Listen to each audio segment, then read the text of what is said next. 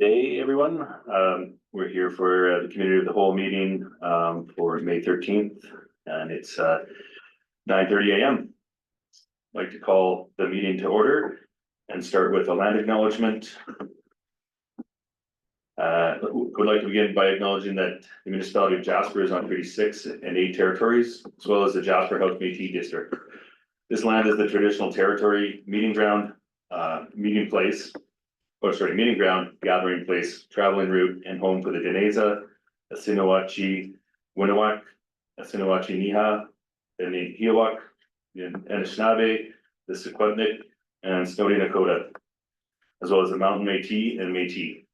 The municipality of Jasper acknowledges the land to honor the relationship Indigenous people have with this land and to remind us of our responsibility and obligations to this place and to Indigenous people, to affirm our accountability to address the ongoing impacts of colonialization that continue to affect Indigenous peoples.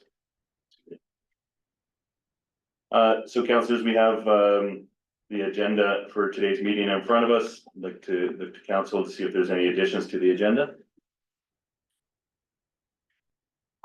If none, I would look for a motion to approve the agenda as presented. Take that from Mayor Ireland. All in favor? None opposed? The agenda stands. So we have the community of the whole minutes in front of us today, and I'd just like to ask if there is any business arising from the minutes.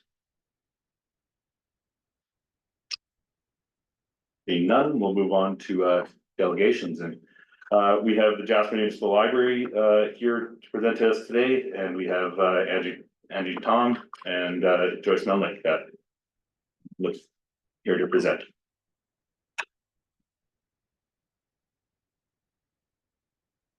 Good morning.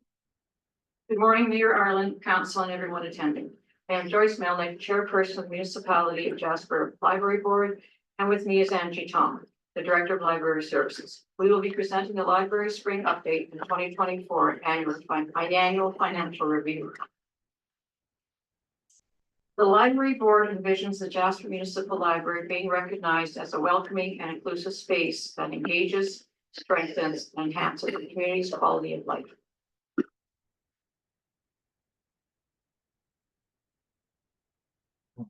Library was very lucky. Only one of our casual staff remains at Jasper. Everyone else was able to return. Our volunteers continue to be a very important part of our library. Their work helps support the staff, our members, and is very appreciated. Wi-Fi and office services remain in high demand. Spaces to meet informally and for work are used regularly. The library's meeting rooms are busy, even with Service Canada moving to the Jasper Employment and Education Center.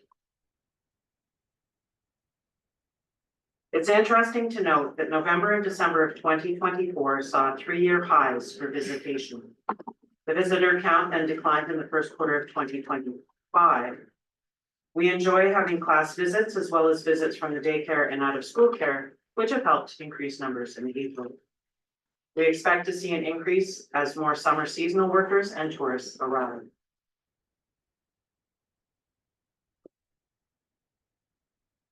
Circulation of library items has dropped.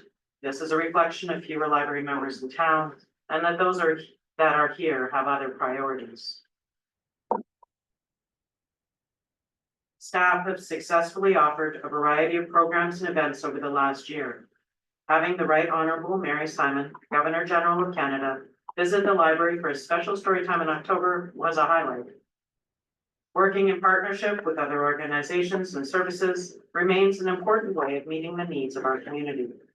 Providing space is very important right now, whether for the high school's Wellness Navigator and their Dungeons and Dragons program, or for community outreaches via Youth.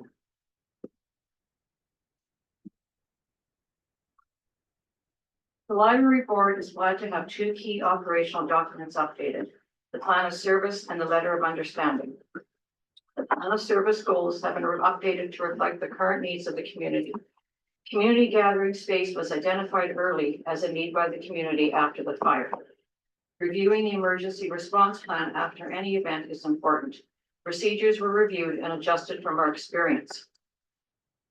In the fall, the board and staff started looking for information to help them navigate as the community recovers in the short and long term.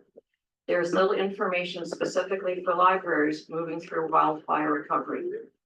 The research resulted in an invitation to participate in the University of British Columbia School of Information's Informing Climate Action Project.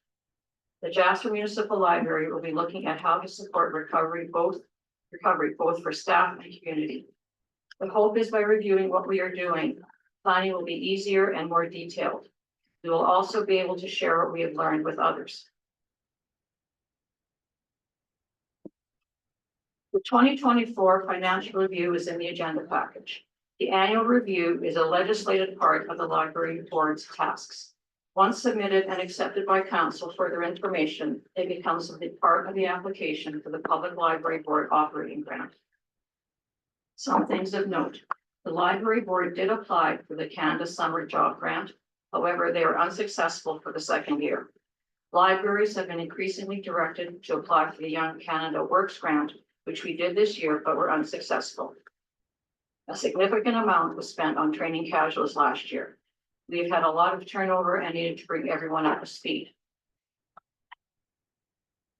The Municipality of Jasper Library Board would like to thank everyone who comes to the library, whether for after-school building sessions, Saturday story time, meeting CBC Edmonton AM hosts, restocking your personal collection, or just for a visit. We appreciate you and your support of the library.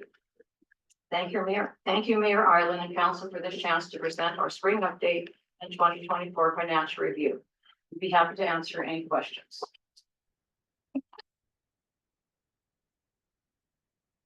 Thank you for that, Ms. Melnick. Councillors, questions? Councillor Calamity. Thank you, Deputy Mayor Wilson, and thank you, ladies, for the presentation. I'm just curious, you were saying that you saw a hike in visitation in November and December. Did you see that there was more groups from the school, or was it visitors or locals? It would have been locals, were the biggest part. We suspect it was because a lot of people were in hotel rooms and things like that, so we're looking for other spaces to be. We did see students often hanging out after school or, killing some time on the weekends, a little bit more than we need. Now they're busy. We've got soccer, we've got all those things. But those were the people we saw. Thank you.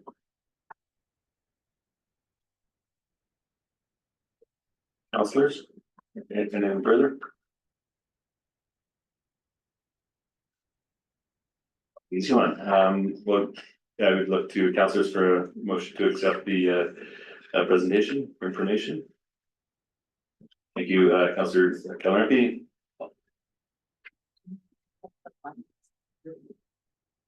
Okay.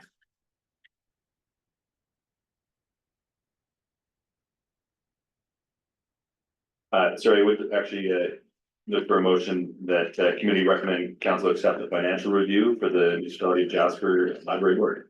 Thank you, Councillor Calamity. All in favor? And none opposed, that motion carries. Well, thank you, ladies.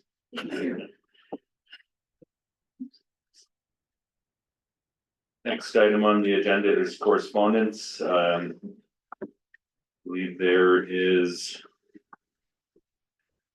none. Oh, okay.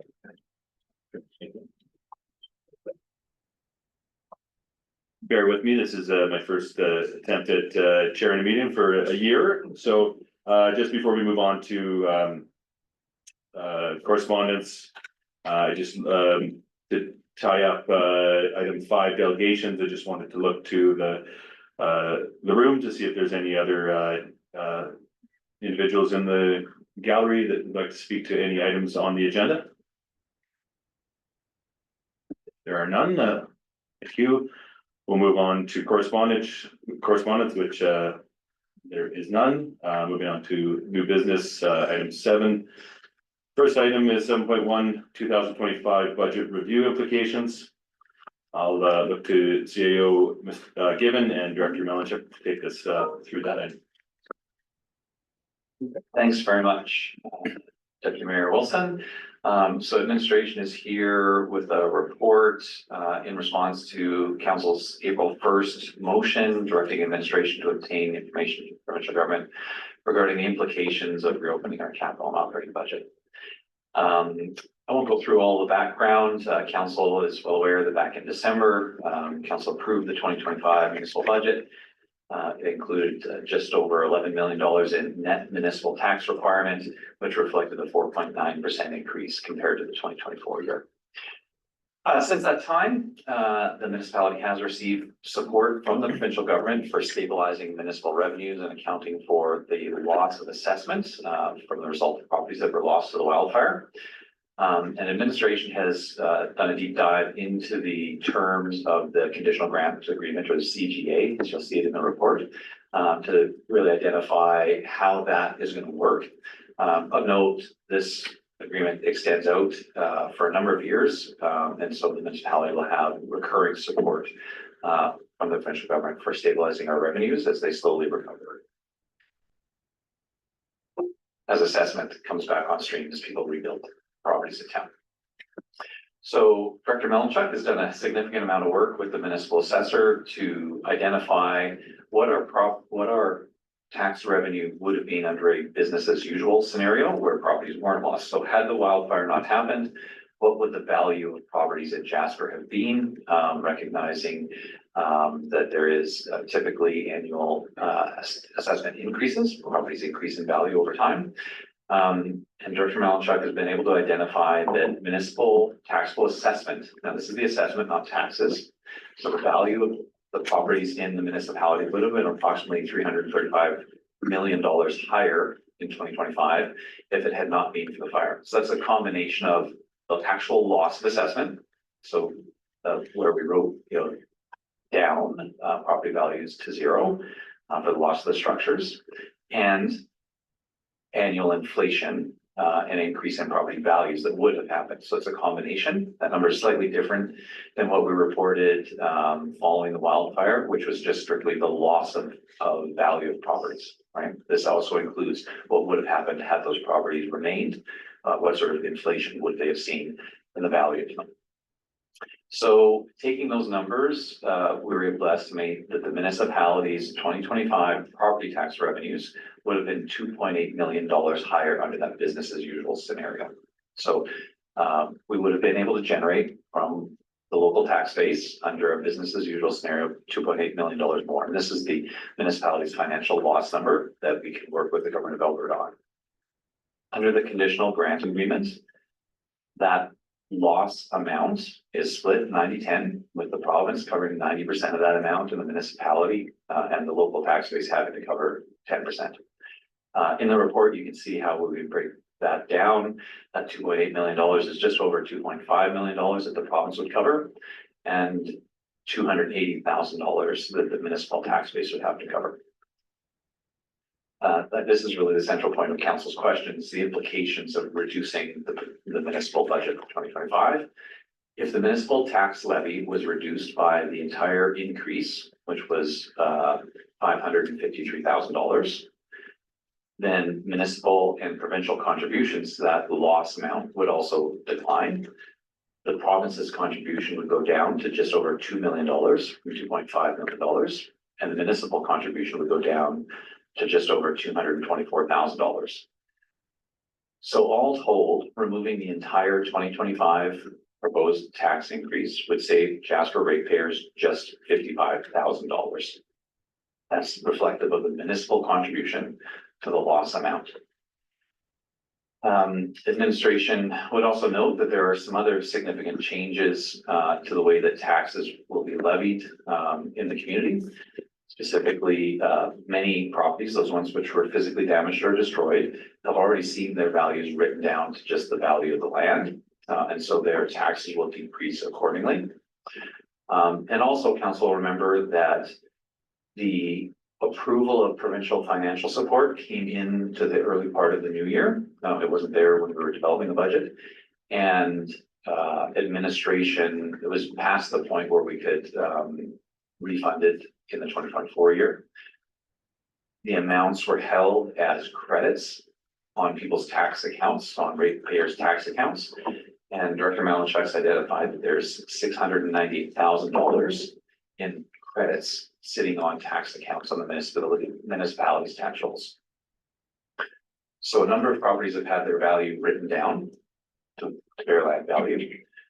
A number of properties have also had tax credits applied to their accounts, which would offset any increases, or would offset some amount of increases in 2025. Administration did look at what other alternatives council could consider, obviously using municipal reserves to offset some or all of the 2025 tax increase is a potential strategy. The administration is not recommending that. The municipality does have relatively limited financial reserves, as council knows. Council has recently approved covering the municipality's 10% contribution towards the 2024. So last year's property tax relief, there's a municipal 10% contribution requirement, and council has approved using reserves to be able to cover that amount.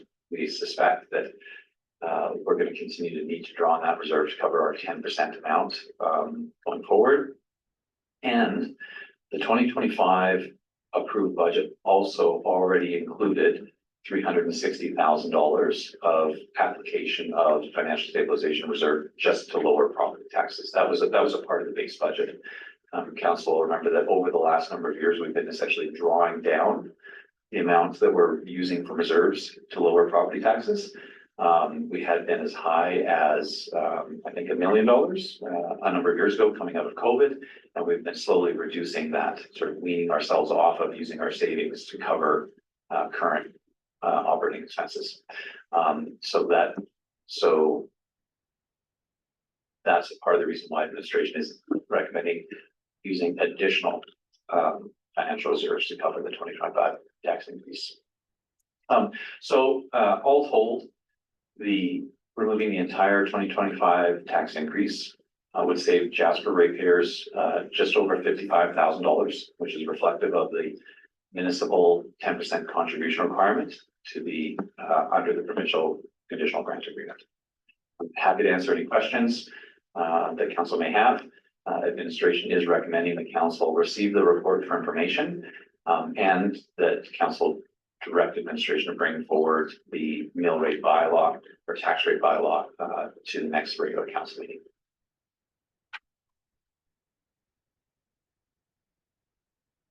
Thank you for that, CEO Given. Councillors, questions, comments for administration?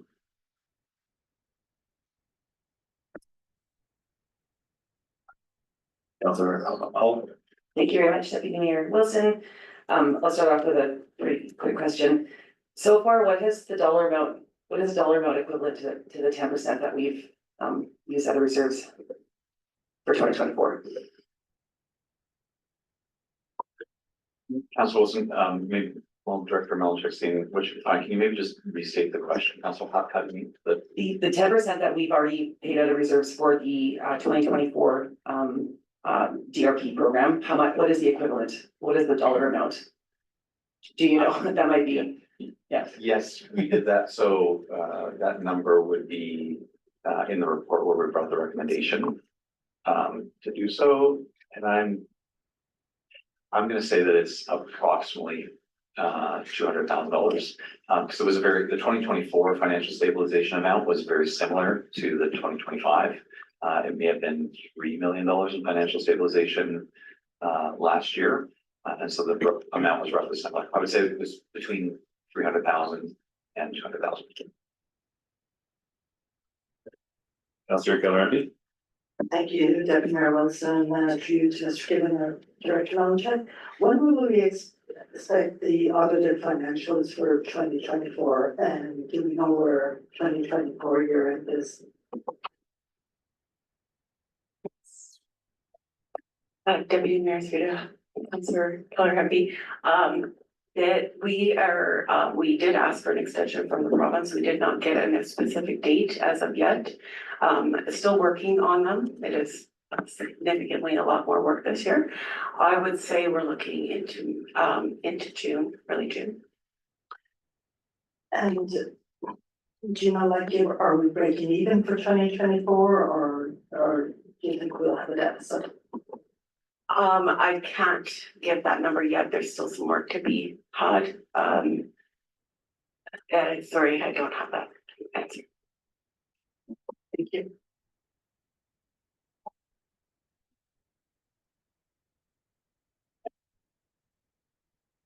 Mayor Ireland. Thank you, Deputy Mayor Wilson.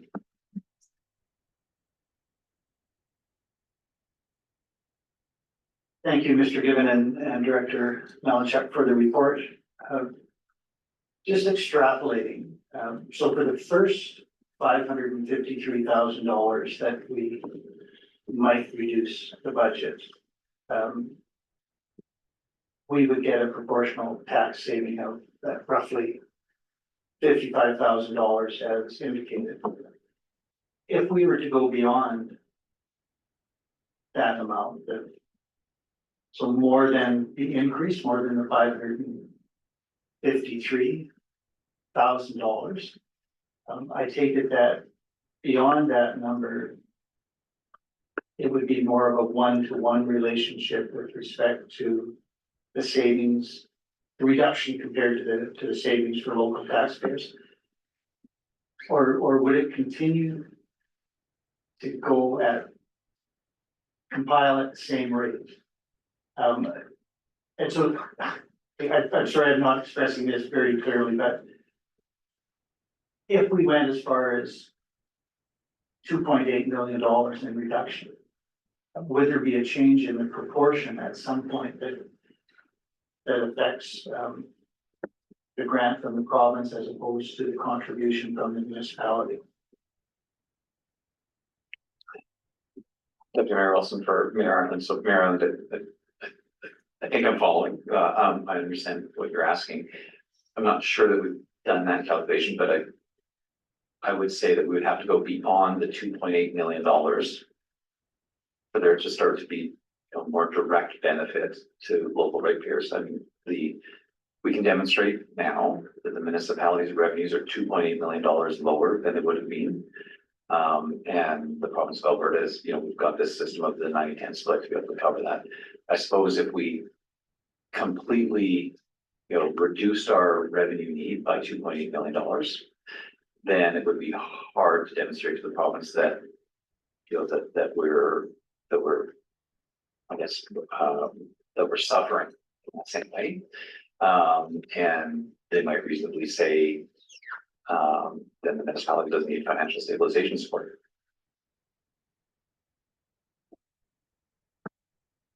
Thank you for that.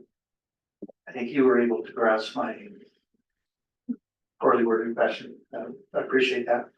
With respect to the tax credits, the $698,000, is that amount already attributed to specific roll numbers and just sits there as a tax credit for individual ratepayers rather than an accumulated global sum?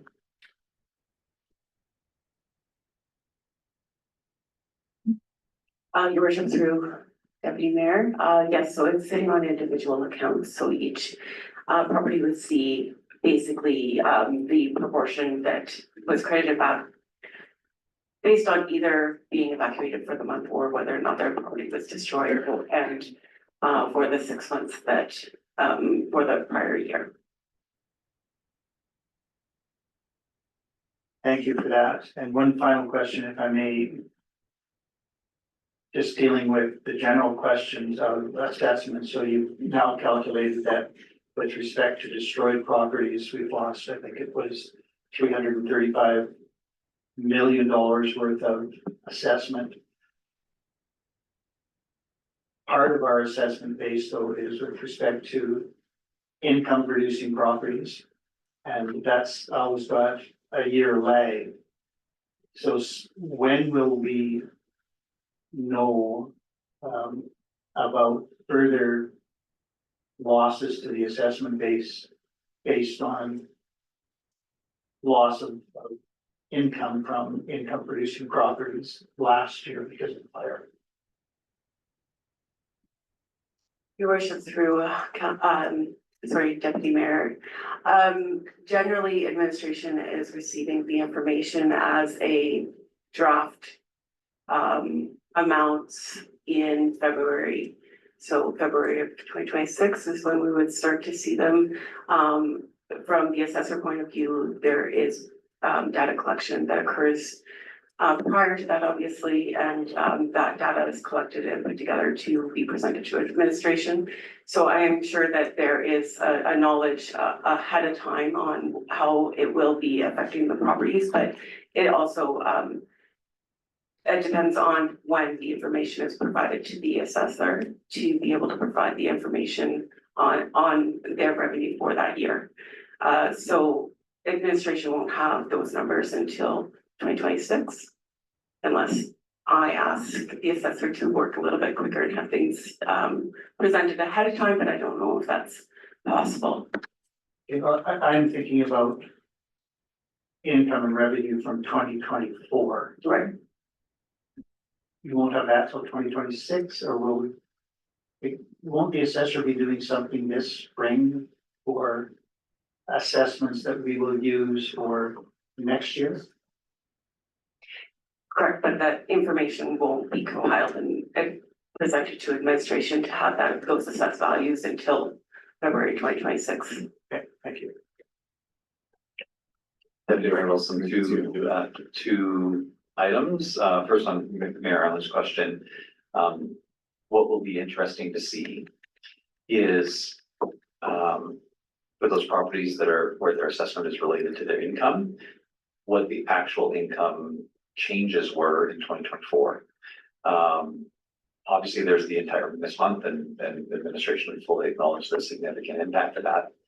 And the government of Alberta paid average daily rate, seasonal market rates for all of the hotel rooms where residents and displaced residents were consuming in the marketplace. So I don't have enough insight to really understand what that would mean for an individual property's bottom line. But there may have been some properties that experienced higher than typical occupancy loads through very quiet part of the year in 2024. So that sort of September, October, November, December, they might have had much higher occupancy rates than they would have in a typical year. So we don't understand the effect of that. That's one of the things that we would see in the spring of 2026, when the assessor would make their presentation to council in advance of setting the 2026 mill rates.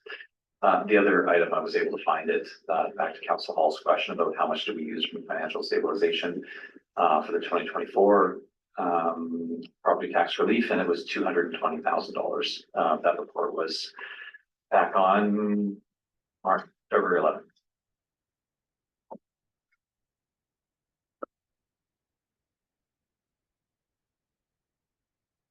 Thank you for that, Councillor Melnick.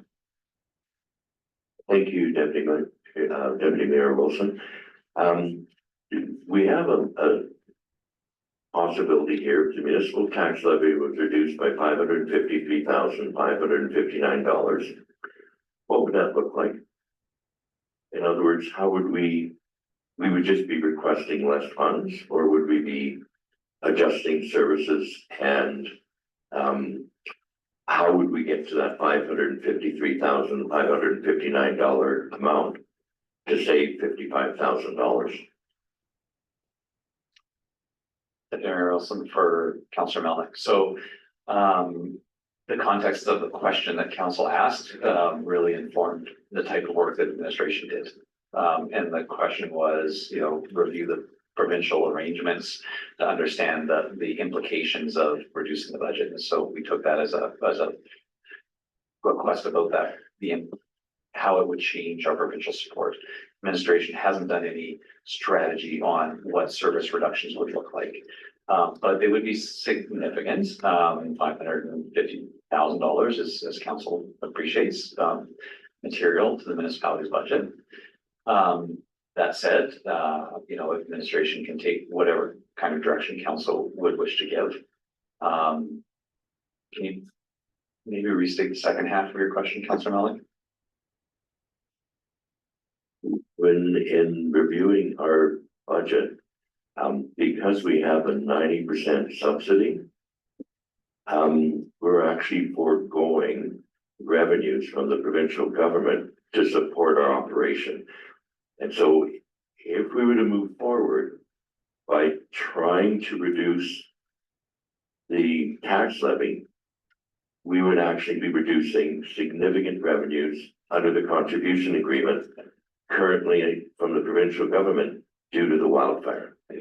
Yes, thanks very much for that restatement. Thanks, Councillor Melling. So as you'll see in the sort of second page of the report, I'm using the $2.8 million property tax loss amount.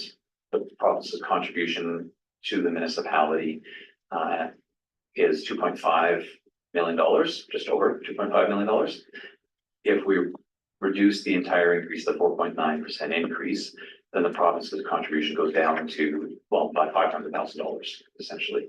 So the reduction would be a reduction in the amount the municipality has to be able to deliver services. It would basically be saying that we have a lower revenue requirement. In order to have a lower revenue requirement, we either have to reduce expenses or, apply other revenues, like from financial reserves. And the end result of that would be that the provincial government would pay $500,000 less, provide $500,000 less in support to Jasper. Thank you, appreciate that. I think it clarifies how important the provincial government contribution is in our stabilization, that in trying to reduce our services as we're going into the busy summer will not really produce any significant savings for taxpayers because of that significant contribution from the provincial government. And that's where the point I wanted to make is that, we still need to manage the town, service our visitors. We have a lot of other priorities as it relates to rebuilding, and there will be things that come up as we are moving forward that we may have to make adjustments in the budget. So I'm not comfortable with looking at making a major reduction for the sake of saving $55,000 at the end of the day, given the fact we're getting this significant provincial contribution.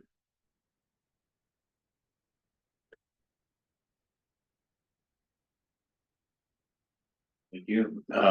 Councillors, any further? Councillor Hall? Thank you, Deputy Mayor Wilson. I also think this speaks to a need to look at other ways to increase revenue, which is, I know, challenging. Maybe we do increase our paid parking program, or we go year round, or maybe we do ask Parks Canada for a portion of paid fees. I'm not sure, but that's the other piece I always think about, is that how can we increase revenue?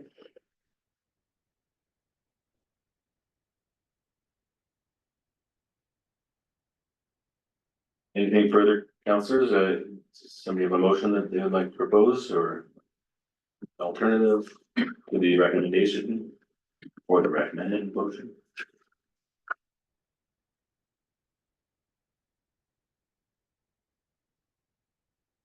Questions for the administration?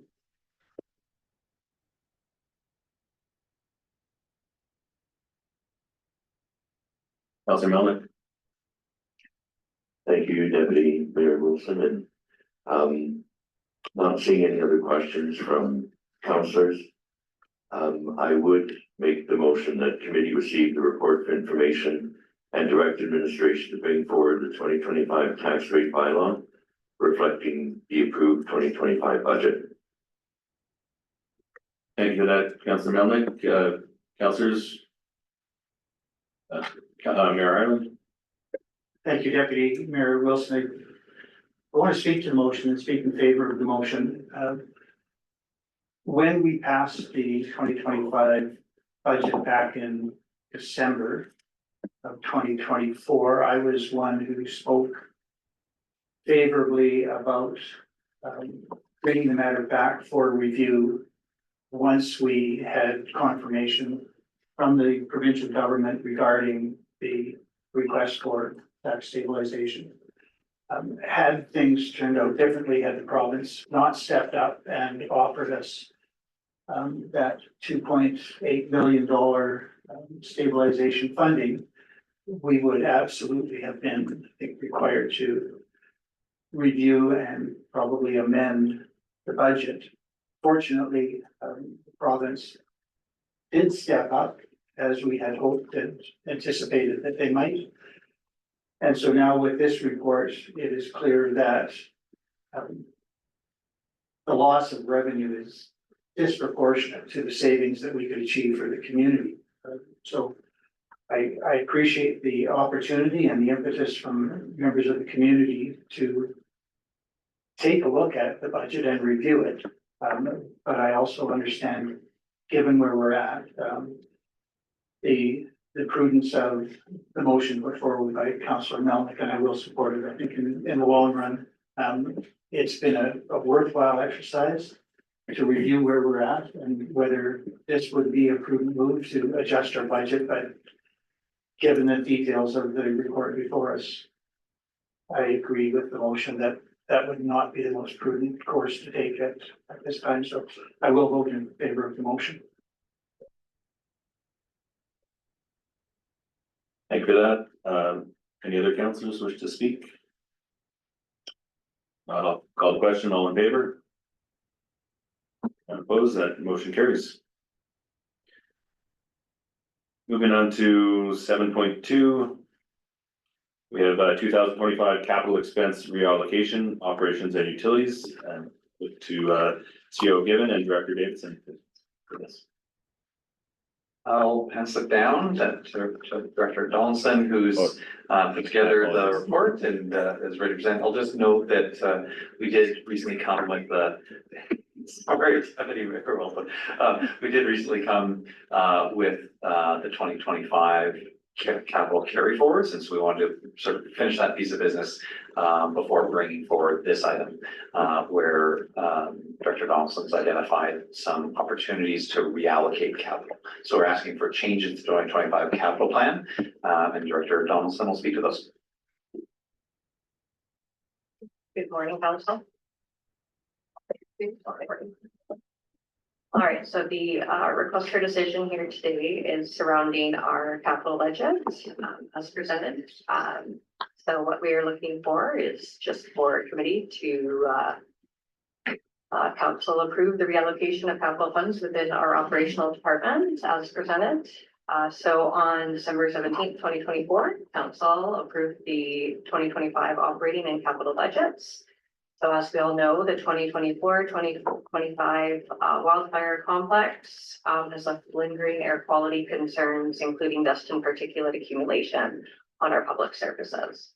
As a result, the administration has reassessed departmental priorities, and that includes identifying that both street and turf sweepers will be critical assets to protect public health and improve cleanliness.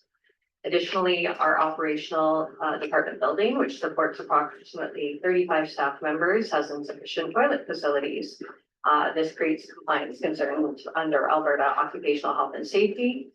And so for that particular concern, we are looking for $25,000 in addition to an existing renovation budget.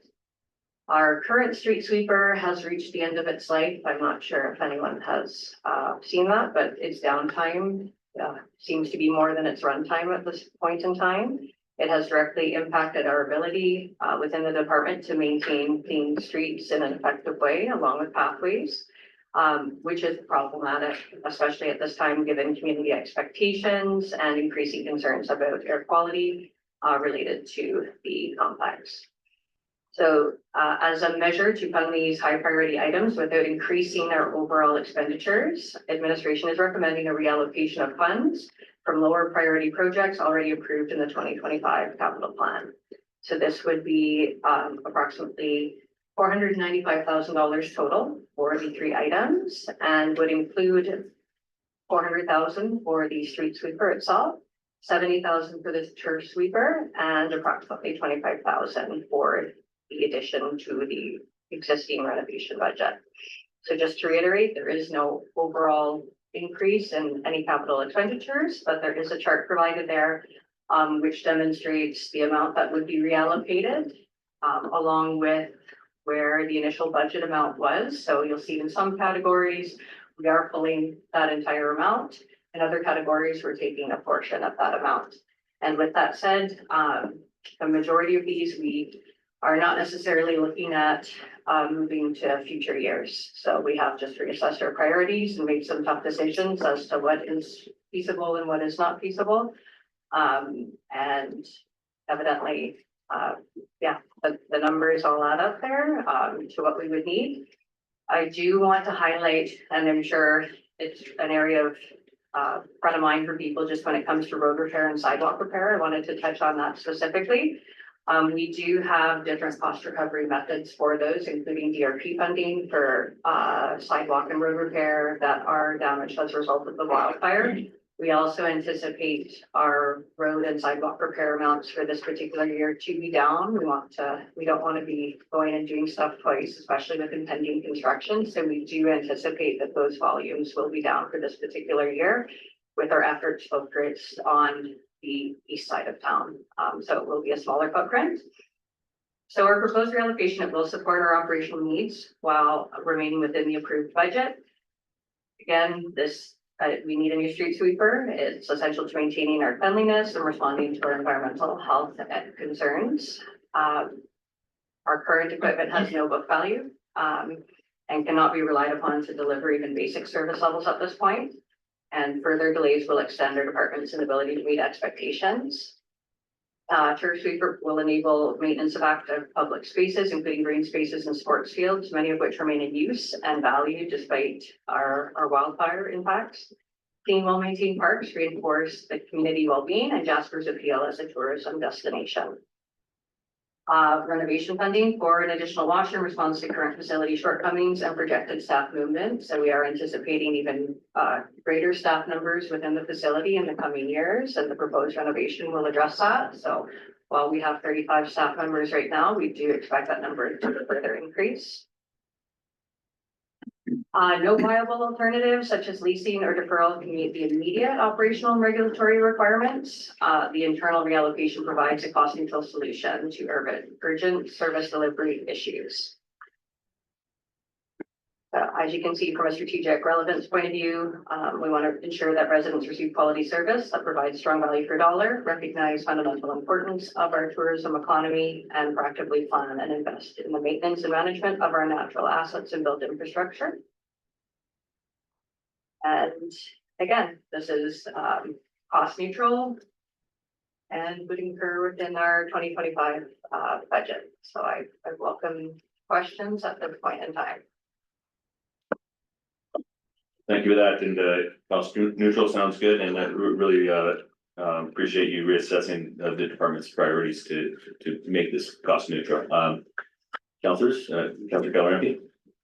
Thank you, Deputy Mayor Wilson, and thank you for the report. And I do support the reallocation and the street sweeper. What would the delivery date be for this? Yeah, thank you, Councillor. Through you, Deputy Mayor Wilson there. It depends on which unit we are going for. So we have two different models that we've had in town and that we have tested. And so it really does depend. On one particular model, they do proceed delivery this season. For the other model, it would likely be early next year. So there is a delay in getting that here. Councillor Hall. Thank you, Deputy Mayor, and thank you very much, Director Donaldson, for bringing this report. I do support this as well. So I have a couple questions. In a typical summer, how often is the street sweeper used? Yeah, thank you, Councillor Hall, through Deputy Mayor there. Almost every single day. As has been described to me, they limp it through. It no longer has water that even works in it. So not only is it one vehicle that we're using, we actually have to have a pilot vehicle essentially ahead of it, placing water onto the ground to, prevent dust concerns. So, but typically every day when it is able to be used is how often it is used. And that's like a normal typical summer, not where we're at. And so moving into our future in the next few years, it'll be used, I guess, all the time is what I'm, yeah. Yeah, that's what we're anticipating. Councillor Watson?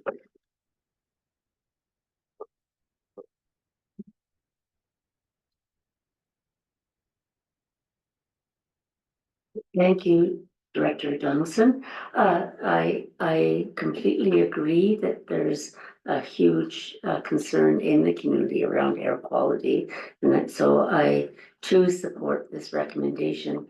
But I wondered if you could speak to the extended producer responsibility change, line change, and what that will mean in terms of moving forward on this project. Thank you, Councillor Waxer, through Deputy Mayor. I was anticipating questions surrounding this. So that adaptation fund is essentially placed off to the side to help us adapt to that EPR program, which I spoke about at council. I believe it was on April 15th. We have not had the adaptation costs as we had anticipated. And with that said, if we aren't able to reallocate from that specific line item, because I did anticipate that one may be a concern, we do have the ability to pull from some building maintenance budget room in terms of lockout takeout panels, as well as a roof access improvement. So we do have a contingency for that if pulling from that EPR adaptation is not favorable.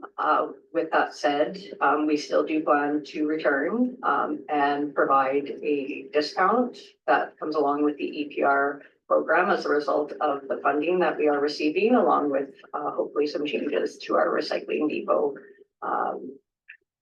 changes as a result of our waste audit. So that is to come, but we did leave $10,000 within that EPR adaptation just to perform small audits and just some initiatives when it comes to adapting to the program and making sure we have appropriate training and compliance. Thank you for that. Councillor Miller? Thank you, Deputy Mayor Wilson, and again, thank you for the report. I do have a couple of questions specifically regarding on page 23, the excavator and the haul. That budget amounts being totally reallocated. Will that appear in a future capital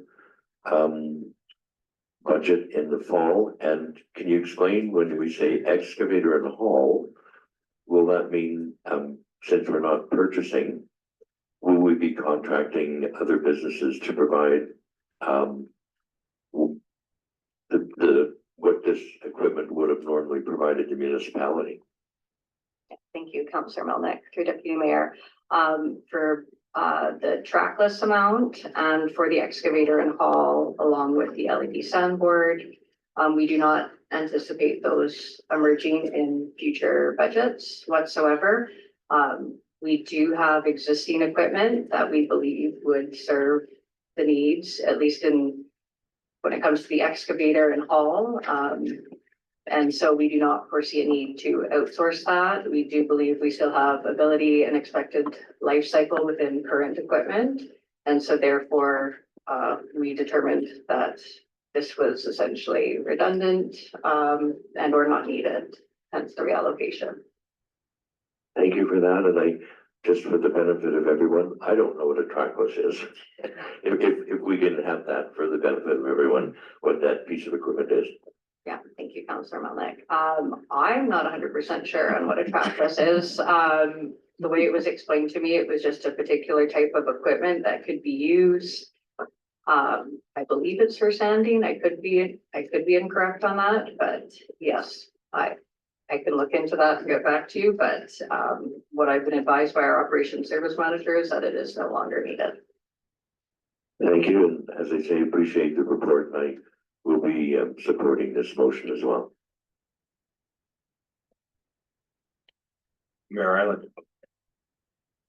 Thank you, Deputy Mayor Wilson. After that exchange, I might be a little more confused than I thought I was before. I just want to touch again on the items which are being either postponed or eliminated. And so you spoke earlier about this reallocation being cost neutral, and I can understand that at this point in time, it can be conceived as cost neutral. But we have a multi-year capital plan.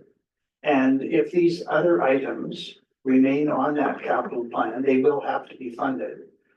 Typically, we have reserves, knowing that equipment will have to be replaced. I would have thought that the street sweeper did not start limping yesterday. And so we must have known that we were going to have to replace it.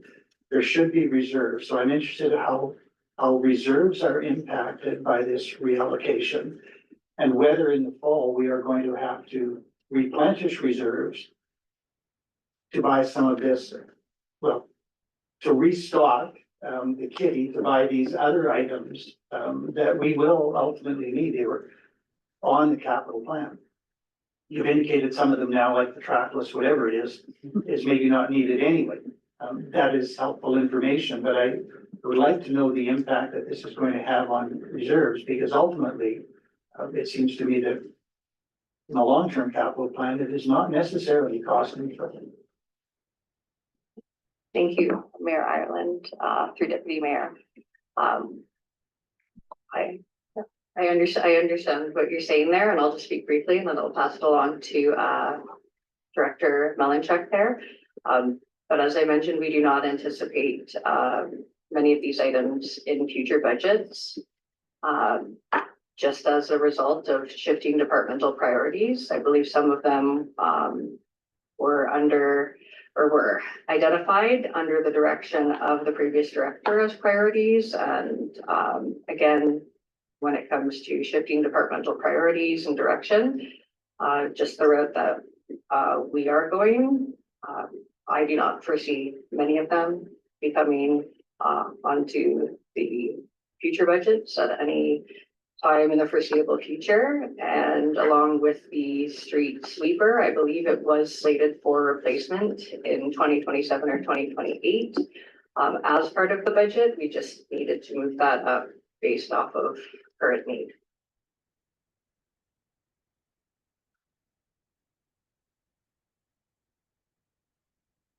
If I might add to that, the only thing when commenting on the reserves is that those reserves can be allocated towards these projects. And as Dr. Donaldson has alluded to, those projects have been deemed as unnecessary going forward or in the foreseeable future. There is a change in how the department will be run and change in how we see things going forward with our new director, and we're excited to see her new initiatives and analysis on what we are currently doing and moving forward with. The reserve issue is definitely not a problem. We will be reallocating the amounts that we're contributing to the other areas into these projects as noted. The other thing that I would maybe add is looking at the approved 2025 capital budget. Not all these items are funded from reserves. Actually, a number of them are actually funded from a provincial grant, LGFF funding. So it is sort of funding that was available that we can redirect. So it really is a matter of choices, re-examining sort of the plan for 2025 and reprioritizing. Street sweeper was always a part of the plan, is currently shown as an unfunded item in a couple of years down the road. And as Director Donaldson has said, she and the department have identified that it can't wait. And we're not asking for more money. We're saying we have to reprioritize and reduce expenditures in some other areas and shift funding that we already have to higher priorities. And that's exactly what Director Donaldson is recommending. But not all the items were reserve funded. Many of them are actually grant funded. Thank you all. Those are all. Thank you very much, Deputy Mayor Wilson. I only have one more question. It's just sort of a fun one for my own knowledge. Where did one buy a street sweeper? where do we buy a street sweeper from? Like, where do they come from? Oh, yeah, thank you, Councillor Hall, through Deputy Mayor. There's different outfits such as like Industrial Machine, or through our procurement canoe group where we can source those. So it just depends on which avenue we elect to go. But yes, if we do choose to source it outside of the canoe program, we just gather at minimum 3 quotes and we reach out to commercial suppliers.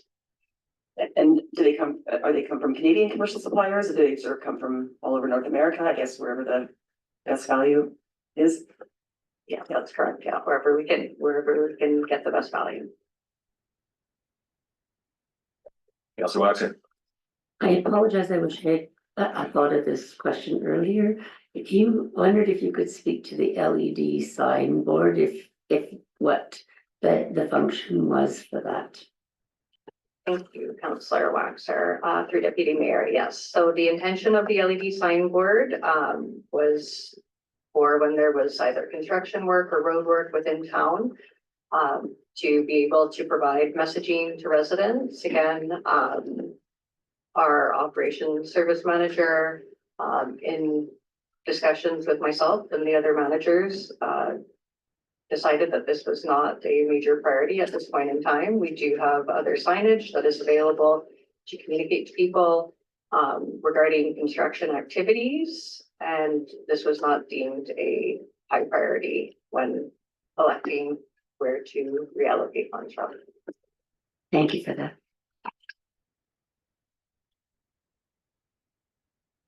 Okay, Councillor, oops. Councillors, anything more regarding this topic, or would there be a motion anybody would like to put forward? Councillor Waxer.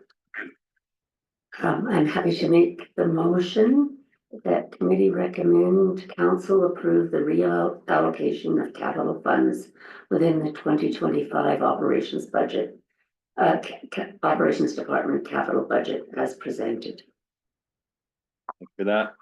Thank you for that, councillors. Would anybody like to speak to the motion? Not, I'll call the question. All in favor? They're not opposed. That motion carries.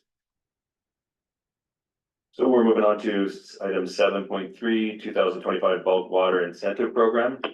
And I would suspect Director Donaldson would be speaking to this one as well. Thank you, Deputy Mayor. Yes, I will. So we are looking for committee to recommend council approve the 2025 bulk water rate incentive program as presented. We do have alternatives listed there. And again, for a background, we want to refer you to bylaw number 266, as well as schedule 1 of the bylaw, which had established a bulk water rate of $11.31 per cubic meter. So as we are preparing to launch our new bulk water facility, with the one remaining component being the payment system at this point in time. So based on previous concerns related to the rate being charged for bulk water, and under the current utility bylaw, we want to ensure that we have an alternative incentive program to promote ensuring we have account holders signed up as soon as possible. So in anticipation of requests from local commercial users for pricing that reflects their in-town status and economic contributions, administration is proposing a limited duration incentive for the 2025 calendar year. So this would reduce the rate for eligible in-town commercial account holders or final users to $7.31 a cubic meter, while maintaining the standard $11.31 a cubic meter rate for others. Commercial water haulers who are transporting water outside of municipal limits will continue to pay the full rate. Businesses outside municipal limits that can demonstrate financial hardship, however, may apply for inclusion in the program and will be evaluated individually. Administration is not proposing to amend the bylaw, as the incentive program is a time-limited initiative intended only for the 2025 calendar year. The existing bylaw rate will remain in effect, and the incentive will be administered as a conditional rebate to eligible users. This would eliminate the need for a formal bylaw amendment process and will preserve flexibility for future evaluation. Administration recommends implementing the temporary bulk water rate incentive for 2025 to support commercial businesses operating within our municipal boundaries. And this recommendation is grounded in the principle of providing targeted short-term relief to local businesses that contribute to the town's economy and tax base while maintaining overall cost recovery for utility services.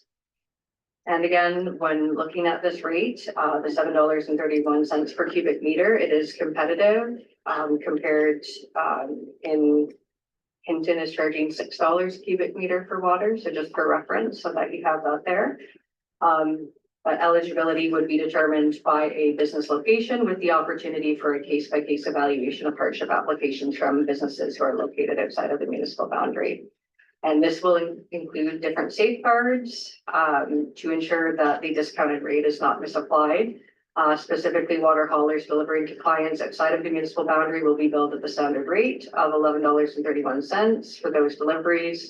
And this measure will preserve the program's intent and prevent circumvention of the incentives purpose. And we will do so just by being provided with a copy of final invoicing from them. Primary alternative that was considered was to take no action and maintain the current uniform bulk rate of $11.31 for all users. While this would have upheld administrative simplicity and preserved projected revenue, it would not address the concerns expressed by local commercial users seeking rate relief during the startup and startup year of the new facility. It would also forego the opportunity to demonstrate municipal support for businesses that operate year-round within Jasper and contribute to the local economy. Compared to the alternative, the recommended incentive program offers a balanced and time-limited approach that addresses business needs without permanently altering the rate structure, and it will allow for flexibility. Our strategic relevance that we wanted to highlight was to ensure residents receive quality service that provides strong value per dollar. And for inclusion considerations, this program promotes equitable access to municipal services by recognizing the unique challenges faced by municipal businesses. We'll refer you to relevant legislation that involves utility fees, levy, and collection bylaw. I did want to highlight the financial components here. So the projected revenue for bulk water for the 2025 year was $108,098. That was based on a usage of 9,557.74 cubic meters, which would be measured at the $11.31 per cubic meter rate. We did pull statistics and data that related to actual usage. So from April 1st, 2024 until April 1st, 2025, actual usage was slightly less than half of that. And so I just wanted to be mindful of that and keep in consideration that there were several months where that was reported at 0, so hence the lower number. This data as well relied on operators indicating what it was that they were using. So there definitely is the possibility of human error, you know, someone coming up to the old bulk water station and just simply forgetting to fill out the form, right? So we do recognize that that's likely a possibility there as well. It should also be noted that there's a similar Parks Canada facility that will not be operational this year. So we do anticipate increased usage as a result. So even while implementing this incentive program, if that's what council elects to do, we do not foresee a loss in volume or anticipated loss in volume as a result. And having that higher facing location, we do anticipate will work to the municipality's benefit there. So we do anticipate minimal financial impact to the projected revenue there. And so you'll see as an attachment there, we have the incentive program described, and I won't read the whole thing there, but it just shows you the incentive rate versus the standard rate, how that will apply, and just to reach out to one of our Janet within our finance department there if they want to elect to enroll. And by having account holders, that will really encourage repeat visits and continuity there. And so I think it's a great way of actually incentivizing commercial businesses to enroll in the program and to really just streamline payment methods moving forward. I welcome any questions. Great, thank you for that. Councillors, questions?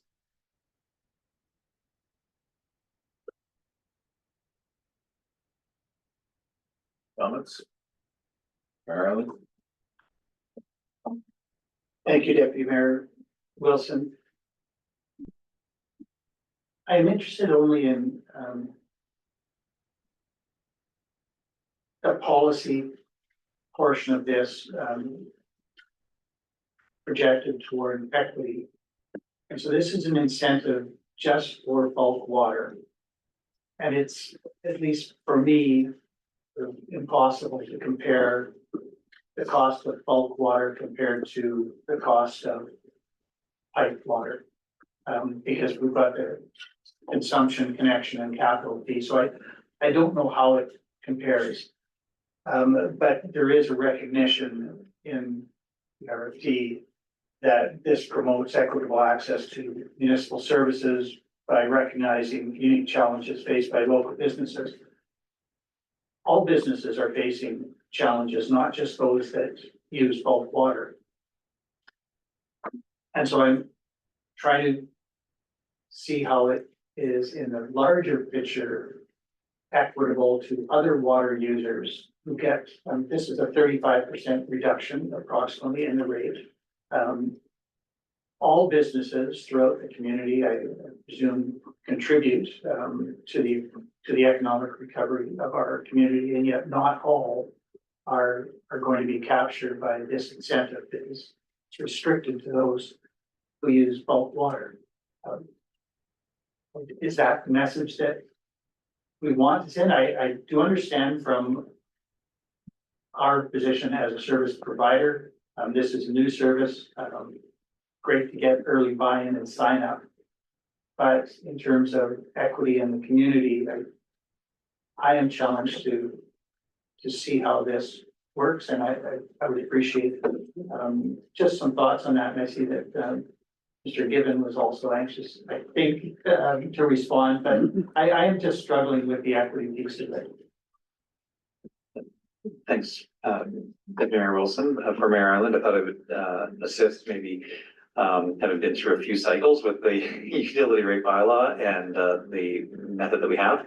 I guess the thing that I would point to, Mayor Ireland, is the very significant difference in the per cubic meter cost. Under our connection capital and consumption model, connected utility users pay those other portions of the cost of the operation of the system and those sort of flat fees. With bulk water rates, we don't have that option, essentially. And so the highest, and Councillor know that there's also a tiered structure to our water rates. The more water that you use, the costlier it gets. And that's been the subject of quite a bit of discussion in the community over the last while. So even at the highest rate, the sort of maximum amount of use, the cost per cubic meter for a connected user is $1.25 per cubic meter of water. The standard bulk water minimum rate that's included in the bylaw is $11.31 per cubic meter. So there's a really significant difference there in the cost that bulk water users pay. And that's the undiscounted rate. Even the discounted rate is nearly 7 times higher than a connected user's per cubic meter rate. So administration is aware of that difference. You know, the deal or the discount that bulk water users are getting is lower than the $11.31 per cubic meter in the bylaw, but is still 7 times higher than the water rate that connected users charge or are charged. Administration hasn't done a deep dive to sort of compare that on an account by account basis to see what that might look like. But hopefully that would alleviate concerns that council might have that there's an inequity here. Really, administration has done our best to ensure that all water consumers are paying rates that are reflective of the cost of operating the system. Bulk water users are not paying those 2 additional charge categories because they physically are connected, but their water rates are higher to sort of recognize that they need to contribute to the overall operating costs of the system. I would also point out that this is intended to be a limited term measure just for this year. while we undergo some transition and the launch of new facilities. And it's intended to sort of ease the transition. The $11.31 was a significant increase that would be coming at a time where our bulk water users are also facing some significant challenges. So it is an intent to sort of mitigate that and enable a better transition. It's not sort of a discount over what we have been doing for many, many years. It's an easing into the transition to this higher rate.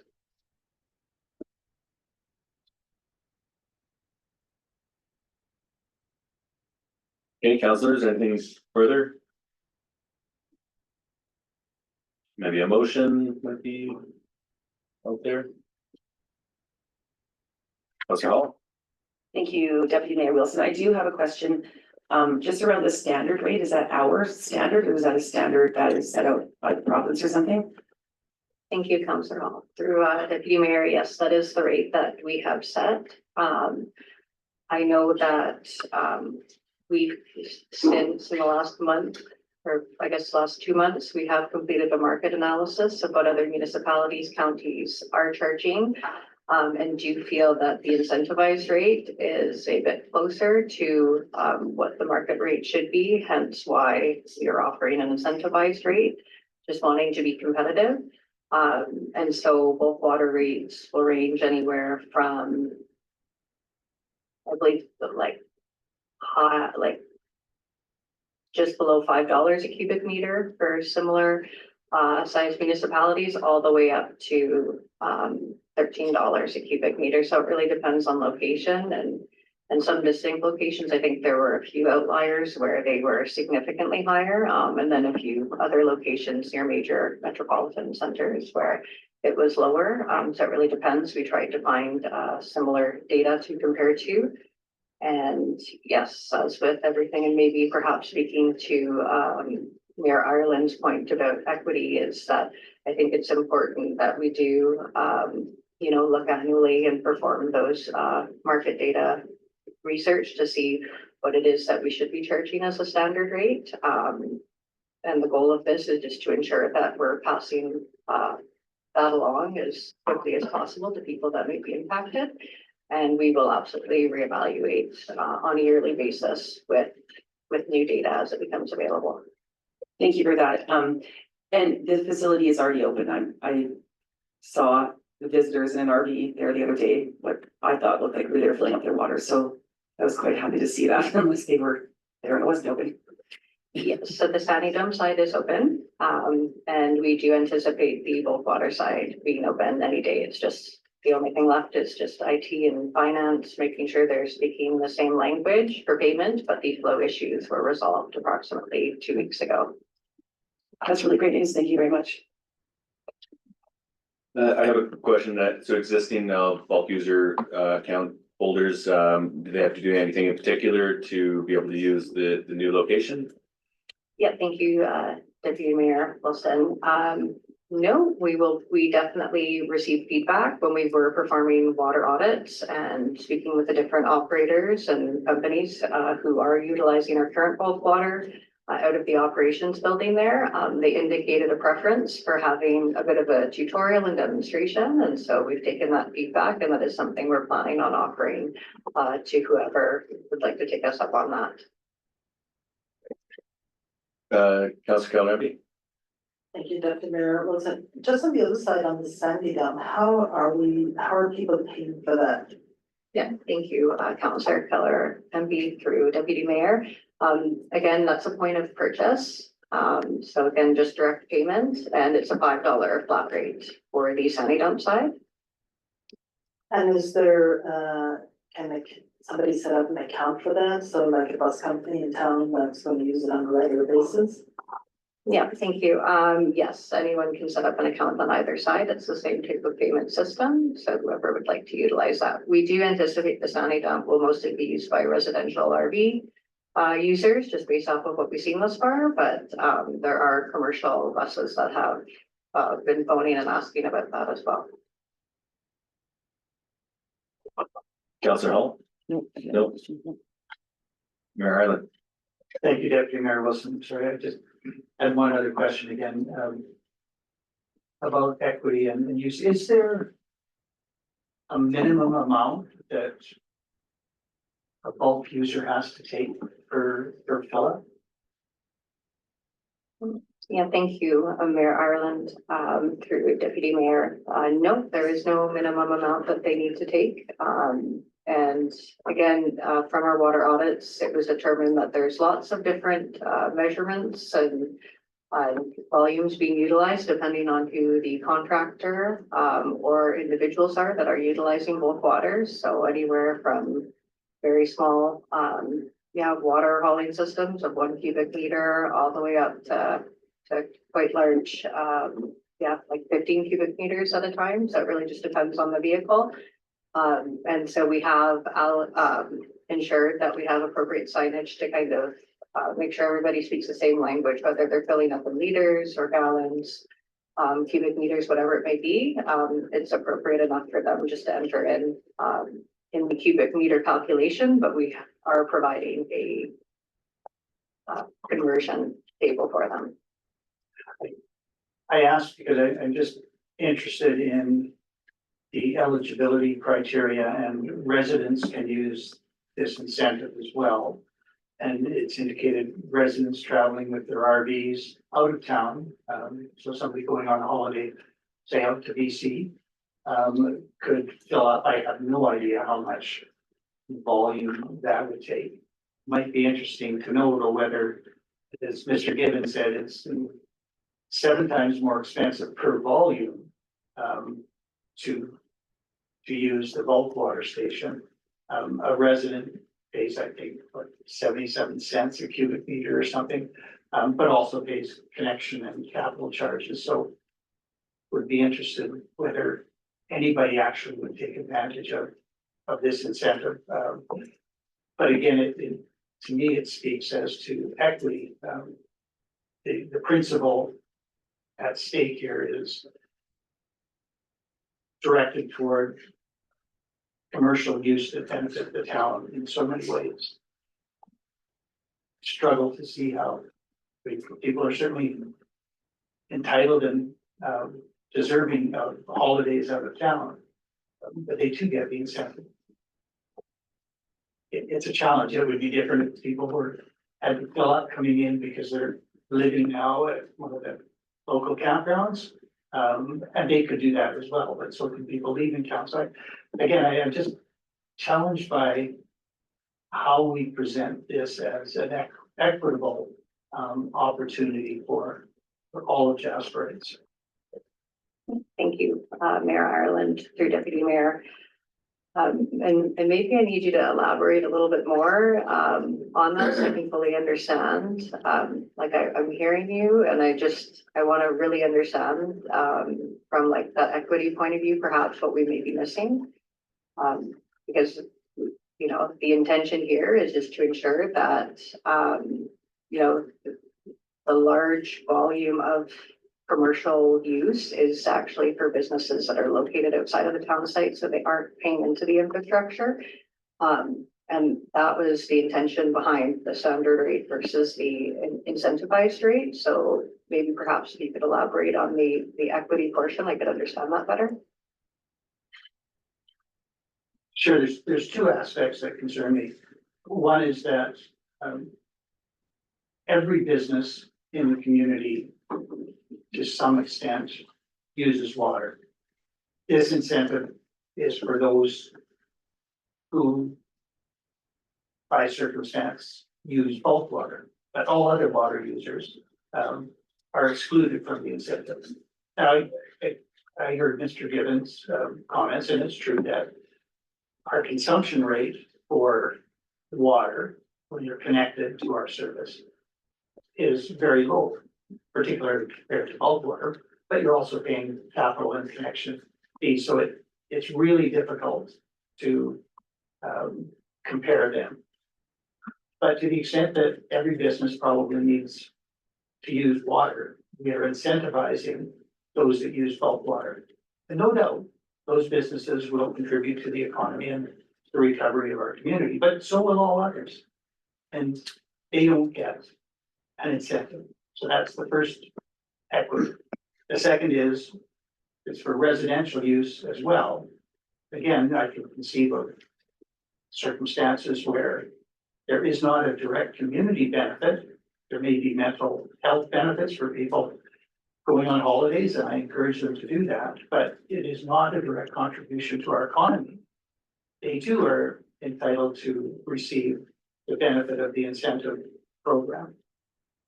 So again, that to me is an equitable argument. Are we treating all people in the same manner?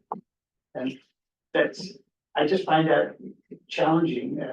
I appreciate the initiative to bring this forward, but I am challenged at speaking to people on the streets who are connected to our water service, who have raised issues over the last number of years about the costs, and they will not see a 35% reduction from the fee that we have set.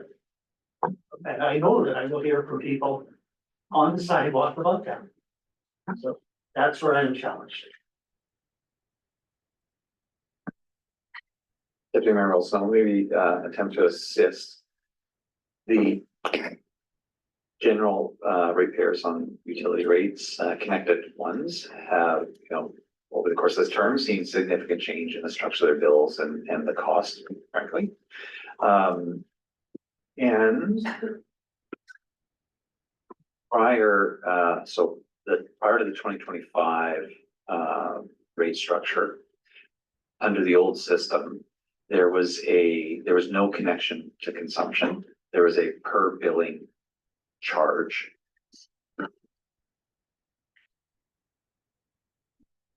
Thanks. Director Malinchuk is just looking up. So in 2023, the system was $76.76 per billing that people had paid for bulk water. There was no connection at all or relationship to the volume of water that they were using. It was $76 to be able to get bulk water from the municipality. And so in 2024 and then in 2025, we actually moved in 2024, we moved to $10 per cubic meter. So starting to be more equitable to say, okay, now everybody else pays some relationship to what they consume. So should bulk water users. We made that change by making that connection, by establishing that relationship. We're going to avoid using the word connection in relation to utilities. So we made a linkage between how much you consume as a bulk water user and how much you pay. That was actually a first in 2024. And then we increased that rate in 2025.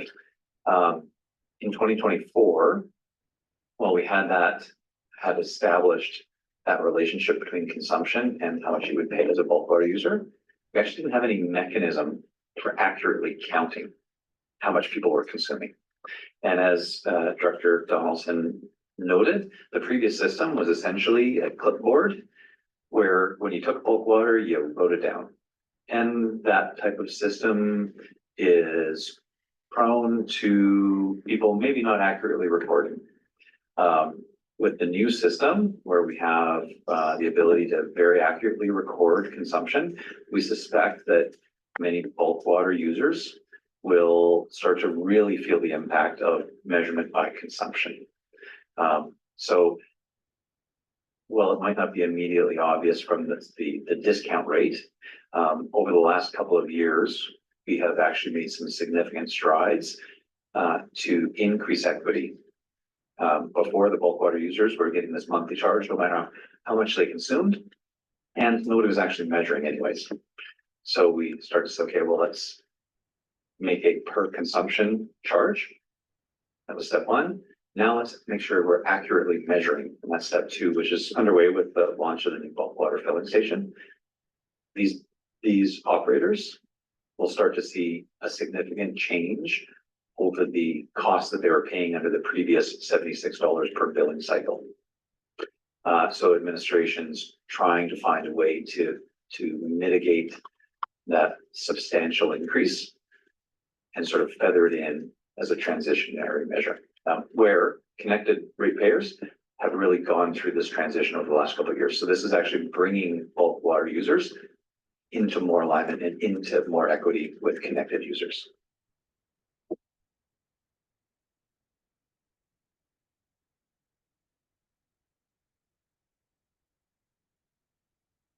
Anything further, Mayor Island? Councillors? Anything further? A motion? Alternative motion?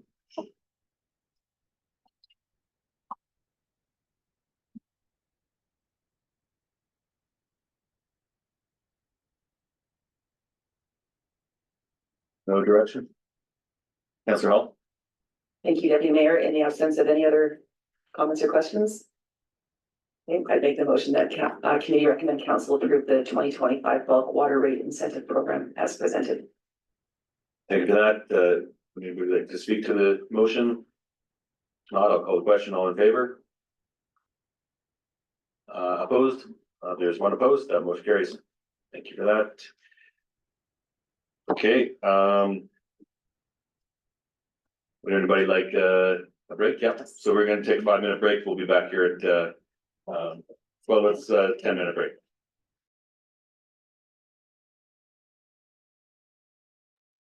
Okay, so get back at it, Mayor Island. Sorry. Okay, so we are moving on from bulk water.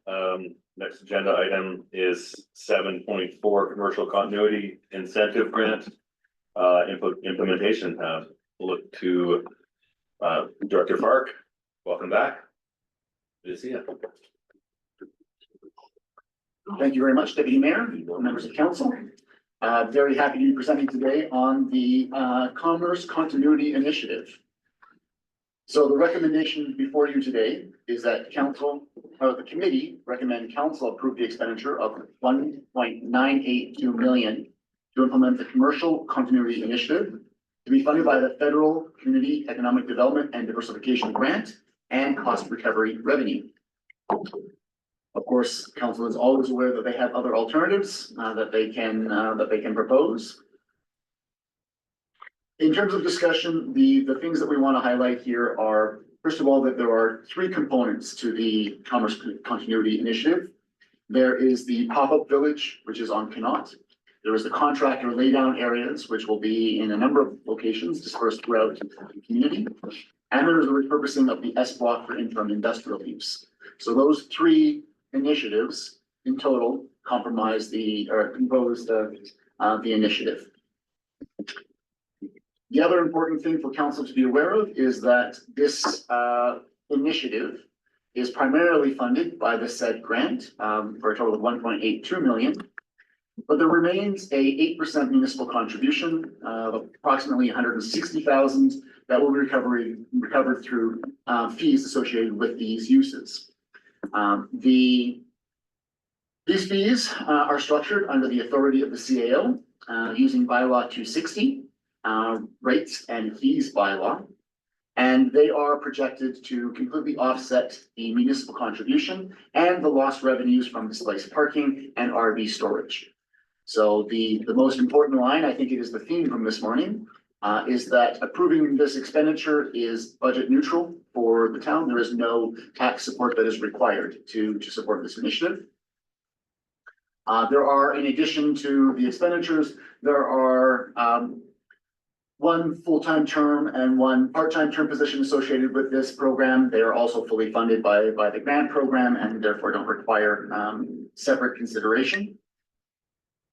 We do want to acknowledge the fact that there are a number of parking stalls along Connaught Drive that will be taken up by this program, as well as the S block RV storage lot that has been displaced. So that is where the lost revenue that we are looking to make up is coming from.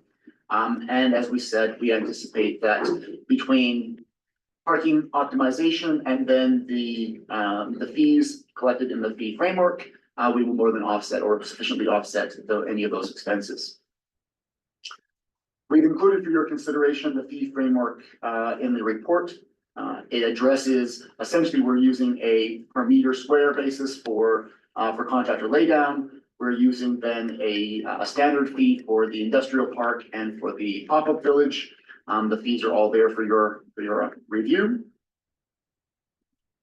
We obviously consider the strategic relevance around fostering a healthy community and in particular recognizing the fundamental importance of our tourism economy. and enable and facilitate events that provide opportunities to increase community connections. So what we're looking to accomplish with this initiative is overall addressing the quality of the offering, the economic opportunity, and the business retention for the businesses that were lost their premises as a result of the fire. And so ensuring those businesses continue to have the ability to operate within our community is critical, not just to their success, but for the overall quality of the offering and the overall economic opportunity that we are looking to provide in Jasper. In terms of financial, the numbers are broken down. The majority of it comes from the said grant, and there's the municipal contribution. And the revenues at this point are projected to be 360,000 in the first year.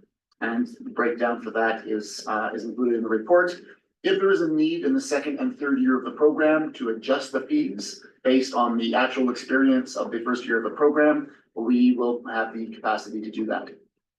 So that is the summary of the initiative and what we are requesting from council today. I am happy to answer any of your questions. Thank you for that, Director Park. Councillors, questions? Councillor Gallinetti. Thank you, Deputy Mayor Wilson. Thank you, Director Park, for the report. I'm curious, on the pop-up village, how many vendors do we currently have enrolled? And for the contractors as well, like, how many anticipated, do you think will participate? So we currently have a little under 10 vendors for the pop-up village. A number of them are at different stages of the process. Some are still finalizing lease agreements. Some are looking at the overall business case. Some are already firmly planned and are procuring their shipping container units to be able to install. So they're all at various different places, but we anticipate in the end probably to be about approximately 10 in total, 8 to 10 in total will be on Connaught. In the S block, again, same thing. We are actually getting quite significant uptake. The vet clinic has already installed their facility there, and they are in the process of preparing to open up for public use. And there is high demand in the S block as well. So we anticipate all the locations to essentially be fully subscribed by the time we complete the various businesses complete their review process and we go through the screening process. So I'm curious, so we will provide these storage units for the contractors? In the S block, the municipality, as part of the grant, are purchasing the container units, and then we are renting them to the contractors on a cost recovery basis. So we're renting to the contractors at $660 a month? $650, sorry, let me pull up the fee structure. And computer decided to log me out. Sorry, I apologize. Yes, that is correct. $650 per unit per month. Okay, so this is for local contractors and for contractors coming in to assist with the building of houses, am I correct? So this is for businesses, local contractors that were here in town prior to the fire. For businesses who are coming from out of town, there is a possibility for laydown area and staging. And they are charged a higher rate than the in-town businesses are charged. So that is, but we are not offering the opportunity for out-of-town contractors at this time in the S block. So we're not offering them fully heated trailers. This is just for in-town contractors. Correct, yes. And in the pop-up village, are their containers also being supplied for rent, or do they have to bring in their own? So for the pop-up village on Connaught, the vendors are required to provide their own because the specific requirements for each vendor will differ. So if it's a cafe or restaurant, they will have a different need than, for example, a bike shop or a different server. Okay. So what are we looking at, around 20 then we say contractors that would avail of this? Yes, my understanding is we are looking at approximately, so 10, up to about 10 vendors on Connaught is for the pop-up village. And then in the industrial space, yes, I believe we have space for up to approximately 20 containers, which is how many I believe that we are procuring. Thank you for the information.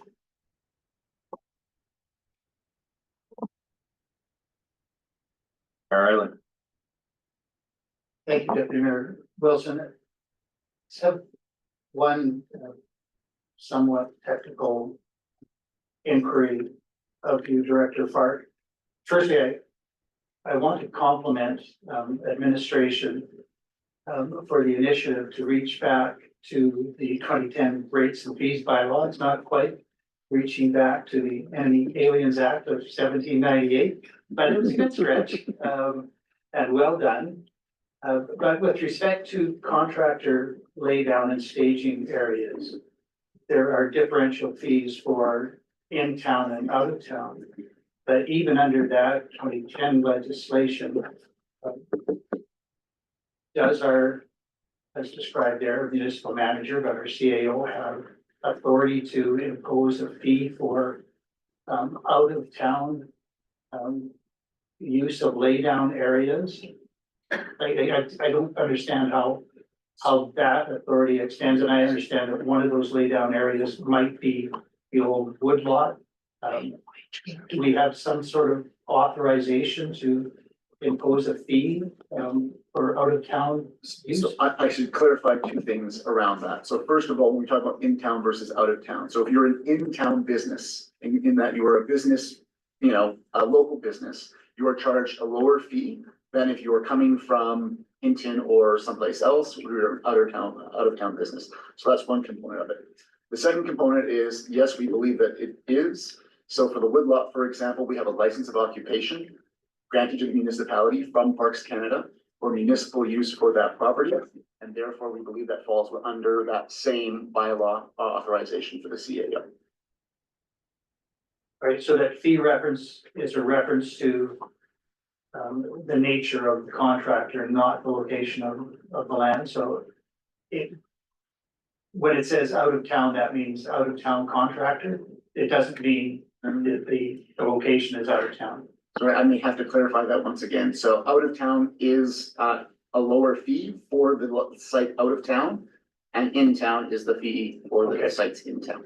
There's a higher fee for the in-town use. All right, but we have authority, or the municipal manager so stated has authority under the license of occupation. Correct. Thank you.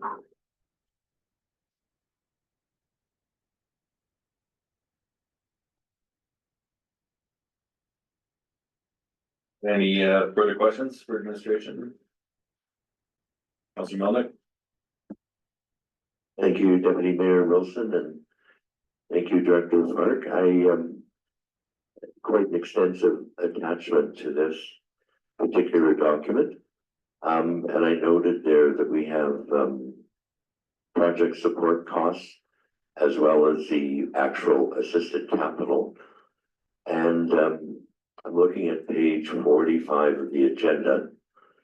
And project support costs includes costs such as one full-time equivalent and 170% part-time equivalent position to deliver the project and marketing and promotion of the businesses. Can you expand on that?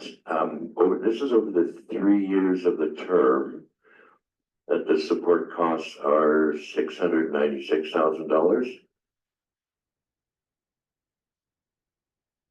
And this is to administer the contractor portion year round, but also to deal with the pop-up camp. The pop-up village, for example, will that be removed at the end of each summer and replaced, or does that stay in place through the winter? So the pop-up village on Connaught can be a year-round facility. It will be up to the businesses if they choose to operate year-round in that location, but it is intended to be a year-round facility on Connaught.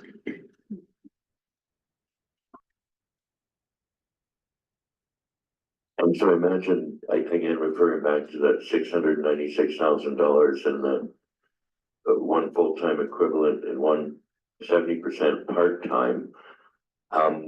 That is to cover 7 day a week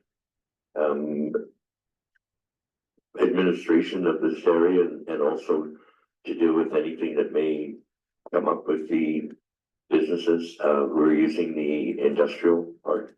So the two components, I'll start with the 0.7 FTE first. So over the next number of years of reconstruction, there's going to be extensive work required to liaise with the construction community on laydown, on rebuild, on facilitation of all aspects of that.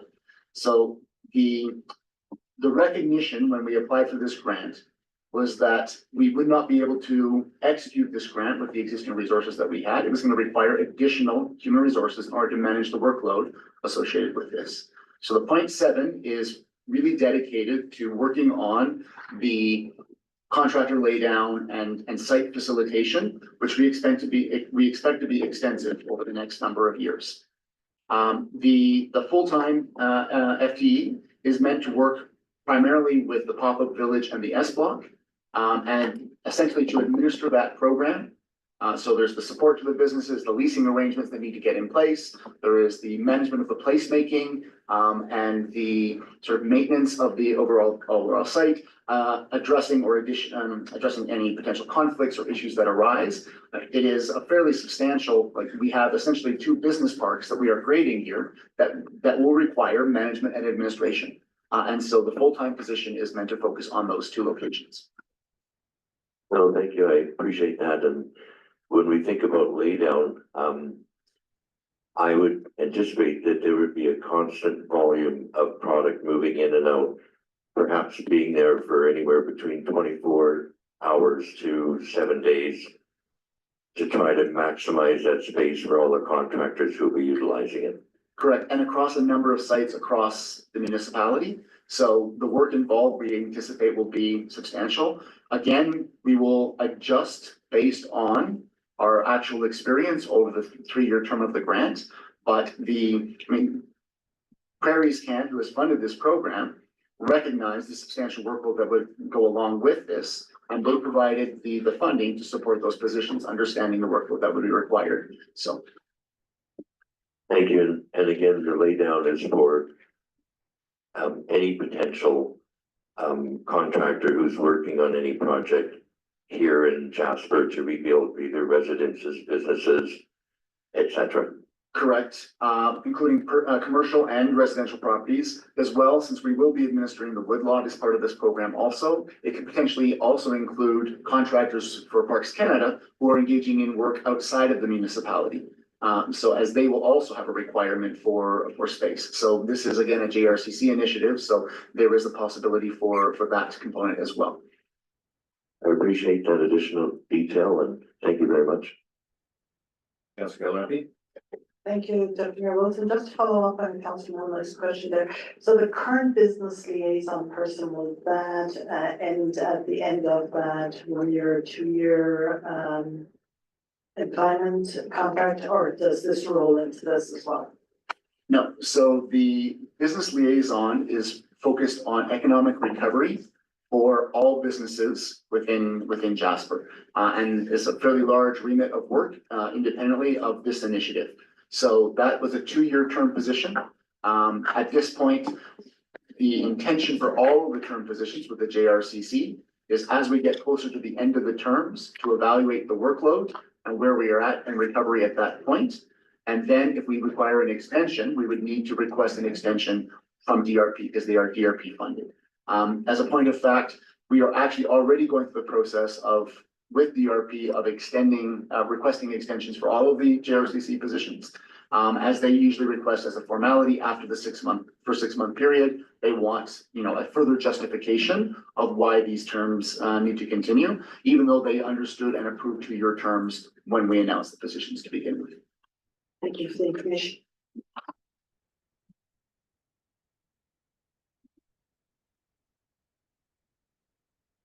Mayor Island? In the absence of any other questions, I'm prepared to make a motion. That motion is that committee recommend council approve the expenditure of $1,982,258 to implement the commercial continuity initiative to be funded by the Federal Community Economic Development and Diversification Grant and cost recovery revenue.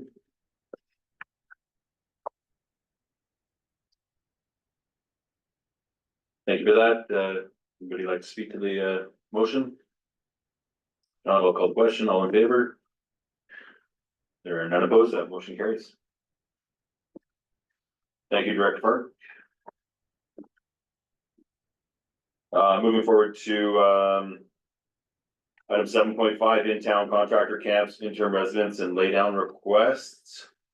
I suspect we're looking at either Mr. Ireland or Director Park on this item.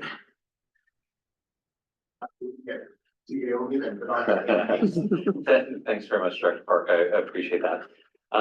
This is actually a cross-departmental initiative and issue. So in early July, administration, sorry, excuse me, make sure that I'm on the right RFD here. Apologies. Council previously had an item on its motion action list that identified a direction to administration to come forward with any legislative changes required to enable in-town contractor camps, interim residences, and laydown requests.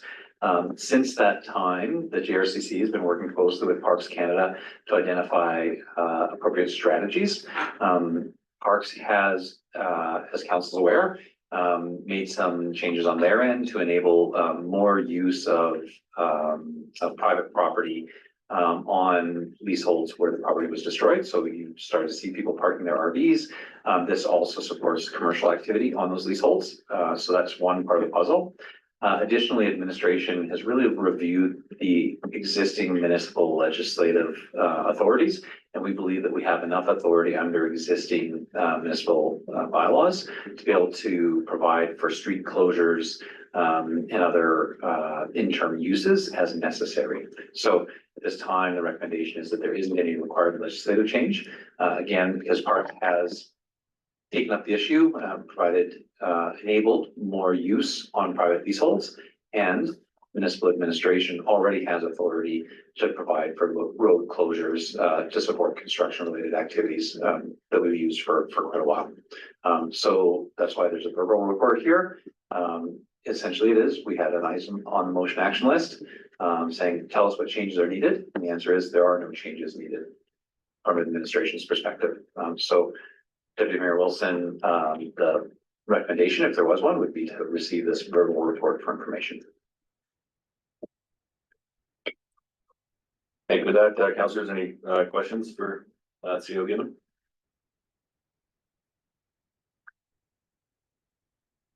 If not, maybe a motion. Go ahead, Councillor Watson.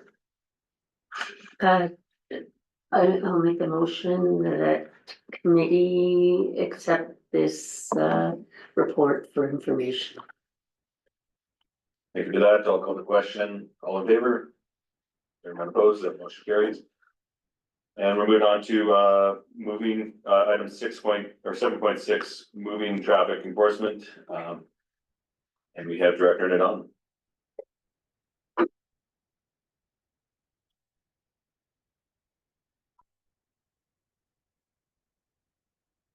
Thank you, Deputy Mayor Wilson. Good morning, Mayor and Council. Myself and Peace Officer Jones are here today to discuss moving traffic enforcement in the municipality of Jasper. As per our report, the recommendation is that committee recommend council approve a change in service level to allow community peace officers to conduct moving traffic enforcement within municipal limits. So that is a service that is not currently provided by our department, and that's why we worded the motion that way. We feel that is the right way to do so, and if council was in support, there would then be some steps to be taken with the Solicitor General's office, which regulates the peace officer program in Alberta, so that would enable us to apply to change our designations and to implement the change. So just so you understand how we approached the recommendation. And this file was brought to council for discussion in early July of 2024. And there was a motion passed at the time that committee direct administration to return to a future committee of the whole meeting with additional information on moving traffic enforcement, including the proposed scope of work and an outline of the anticipated equipment requirements. So attached to this report is a traffic safety plan, and we thought that was the best way to present to council what that would look like. So if council were to approve the change in service level, the document that we would have to submit to the Solicitor General's office is the attached safety plan.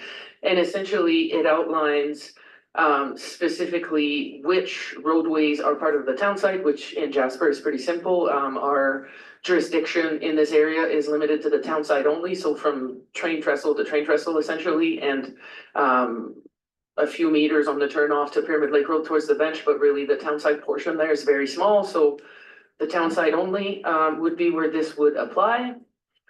And I think another important factor to consider is that this would apply to peace officers only. So our department is made up of peace officers as well as bylaw enforcement officers. This is not a scope that is contemplated to be actioned on by the bylaw officers by any means. So this is our peace officer's status.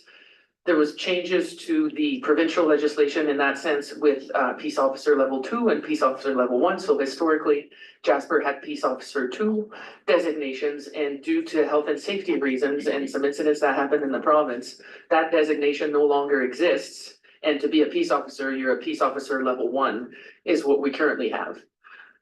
You've heard last week that we're losing one of our peace officers. CPO Jackson will be moving to a different community. So currently at our employ, or after Troy moves on, CPO Jones will be our only peace officer in the community, but we also have a vacancy coming up. And in our hiring process for a CPO, a change in our designation would change how we recruit. And also would change our ability for attraction and retention of staff. So moving traffic violations is part of the designation of CPO level 1. And they are trained for that and authorized to do so. The situation in Jasper currently is that they are restricted by policy, essentially, or by service standard, as we discussed. And so they are not performing moving traffic violations. In that line of work, that is sort of it's a part and parcel of what they do. It's also part and parcel of what a police officer can do. So that moving traffic violation is the, if you will, the upper end of the enforcement practices that a peace officer can do, and somewhat of the lower end of what a police officer can do. And what we're hearing in the community from council and from complaints from residents, we consistently hear the need for more controls or enforcement around moving traffic violations, which includes crosswalks, school zones, things like that. And currently, our staff are not empowered to do that. And that is what we're trying to change. And this will also, in the context of recovery, has also come up as an important item that, for example, making sure that contractors are following the speed limit. So people that are new to town, whether for demolition or for construction, intersection safety, speed limits, stop signs, crosswalks. Our staff currently can't do that. But if we were to get moving traffic violation designations, we could. So our proposal is not that moving traffic violations would become the main focus of the department. It would be more so integrated in regular patrols and utilized when we get complaints. And how we would approach it is outlined in the traffic safety plan. So it highlights those areas that we see are of importance, and also based in the community feedback that we received, and council could certainly raise additional items or indicate that some items that are in there you're not in support, and then we could adapt that plan so everyone has a working understanding of what it would look like if we did get moving traffic violations. Sergeant Bedaisy has reviewed the proposal, has reviewed the plan, and he is supportive of it as presented and open to discussion, of course. And between our two agencies, the Municipality of Jasper and the RCMP, there is an understanding that it would be quite beneficial to have our peace officers being able to act on these items to supplement what the RCMP is currently doing with regards to moving traffic violations in the town site. I think I've covered the points in the request for decision. I'm happy to take any questions. Thank you. Thank you, Director Duff. Councillors, questions? Let's go, Anthony. Thank you, Deputy Mayor Wilson. Thank you, Ms. Dunn. A great presentation. I have a question. Mayor Ireland had raised back in July that we talked about bringing in, talked about maybe looking at photo radar for the main street. And I was wondering what your thoughts were on that. Thank you for the question, Deputy Mayor Wilson, through to Councillor Kelleher MP. I believe in order for the municipality to be the lead agency on this file, we would need moving traffic violations. I think it would be possible to have this program or service without the municipality having moving traffic violation, but the RCMP would be the agency that would have authority to act on it. Is my understanding. So it is part of moving traffic safety. It doesn't mean that we can't do it, but we could if we did. If not, the RCMP would have to be involved. I have to admit that I'm in very much favor of photo radar. The reason is that we want to slow traffic down, like you go through the internet and the traffic is really slow. And I'm in business, trust me, every time one of my drivers get a ticket, it goes in our carrier profile. So if you're a construction worker, if you're a bus company, if you receive photo radar tickets, they go on your carrier profile. It certainly slows down the traffic. I think that's something we should really consider as well, especially if we're seeing the contractors and buses flying through town. You can put it in school zones, you can put it on the main street. I think this is something we should also think about putting in because the complaints are coming in that people are moving too fast. This is something I think council should also consider. I'm sorry, CEO Given, would you like to respond? Yeah, well, just would like to offer Deputy Mayor Wilson and, and Councillor Keller MP's point. To be really clear, administration is intending to do first things first here. Appreciate that, if council saw fit to move the recommendation in the report, that's something that we could consider. But we certainly wouldn't see this as a recommendation in order to get directly to there. Photo radar or those types of operations do require some capital investment, which administration would need to budget for. There may also be some regulatory changes that we need to do. And I think the municipality, in terms of engagement with the public, would want to ensure that we undertook that very thoughtfully. So I want to temper expectations a little bit, that it is a first things first approach. And that we would not be able to do any of those types of things at any point down the road if we didn't take this first step. And ensuring that, our staff that are here on the ground in Jasper have the authority to regulate moving traffic violations with the current tools that they have, under that sort of improved authority, would be a significant and beneficial change for the community. I think there are many examples of where they likely observe things that they might in their professional judgment see as infractions, but they actually aren't authorized to enforce them. And with the workload that the RCMP face, I think it really is a gap in the community that the community wants to see some action on. That's why we're bringing this sort of first things first approach of moving forward with the request to secure that authority.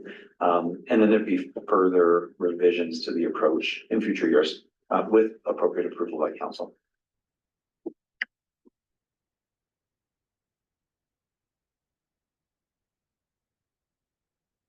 Mayor Island? Thank you, Deputy Mayor Wilson. Thank you for the report. If peace officers are authorized to enforce moving traffic violations, are they then, despite the traffic plan, which has its own area of focus, but once authorized, are they obligated then to enforce all moving violations? So enforcement of running a stop sign, of speeding somewhere other than a school ground or near a playground. Somebody going the wrong way on Patricia Street. All of those different aspects will undoubtedly arise. Will we anticipate that peace officers will be required to enforce every moving violation that they witness?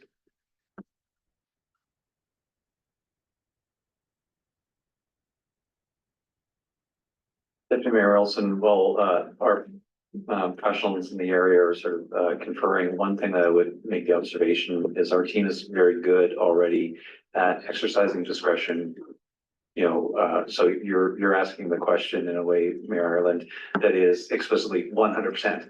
And I think we've had recent experience with observing how our team takes a compliance-based approach in the application of the current authorities, seeking to ensure that the public comply with the laws that are in place. And I wouldn't imagine that they would do that any differently. It would be that they would have authority to actually where, you know, the appropriate approach is to issue a fine or a ticket. They would have the authority to do that while still using their good judgment and seeking to get compliance as a first approach. I'll pass back over to the rest of the team. Deputy Mayor Wilson through to Mayor Ireland. So the purpose of the traffic safety plan is to outline specifically which areas we want to enforce, and that becomes part of our designation. So the officers would get authority over every moving traffic violation aspect of the Traffic Safety Act. So to your point, that scope is a bit bigger, but through the traffic safety plan, those efforts are focused in specific areas, and the expectation and the process of the designation would entail that those are the areas that we will be addressing. All right. Thank you for that, and thank you for picking up on the essence of my question. Even given that, so restricted ambit based on the traffic safety plan rather than the Traffic Safety Act. I continue to have some concerns about safety, both officer safety and public safety, particularly with enforcement of moving violations. And I appreciate that it's addressed in the report, and there is a risk, of course, when you knock on a camper door. But the risk at that point is the risk of the occupant, not the vehicle. But every time a light goes on to stop a vehicle that is already moving, the vehicle itself becomes potentially a risk to the public. And I don't know what there is in the plan that has a degree of assurance that there won't be high-speed chases down Connaught, which endanger both the officer and the public and the visitors on the street. It's just a scenario that is real and it happens elsewhere. And I would like some assurance that the plan has been formulated with attention to minimizing risk that will arise simply from enforcement. Deputy Mayor Wilson through to Mayor Ireland. There is very clear directives in the peace officer program that they are not to chase vehicles. That is that information exists in other documents that are not the traffic safety plan, and that is the basis of the peace officer program and guidelines that the Solicitor General enacts. And the question has come before, and I agree that it is a safety concern, and it should be known to the public. I don't think I'm revealing anything out of turn that peace officers have clear directive to not engage in chasing vehicles. If the vehicle drives away, they'll call the RCMP and I think is also speaks to your previous question in terms of what if they observe something that they think is a public safety risk and it is not covered in the traffic safety plan, then they would call the RCMP is the rule there.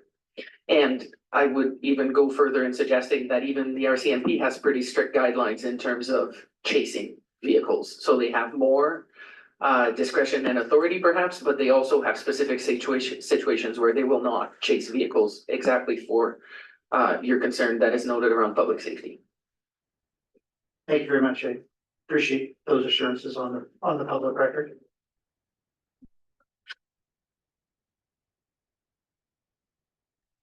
Councillor Melnick? Thank you, Deputy Mayor Wilson, and thank you for the report and the overview in the traffic safety plan. I'm encouraged to see the focus being, or as I interpret the focus to be, education, more in the prime use of this new authority, and not only in school zones, but with bicycles and so on in the community. We have a large number of people who are riding bikes in the community and may not always be doing so in the safest manner, both for themselves and for other drivers. But also the education portion for new contractors that'll be here over the next 3 to 5 years, I think is a really good component to positively interact with these individuals who'll be here over the long term as we rebuild the community. And so what I've seen in the document and in hearing the discussions, this is a change that I could support and will support when the motion comes, because I do believe that this will be beneficial for all of the residents, businesses, and visitors who are going to be coming to Jasper.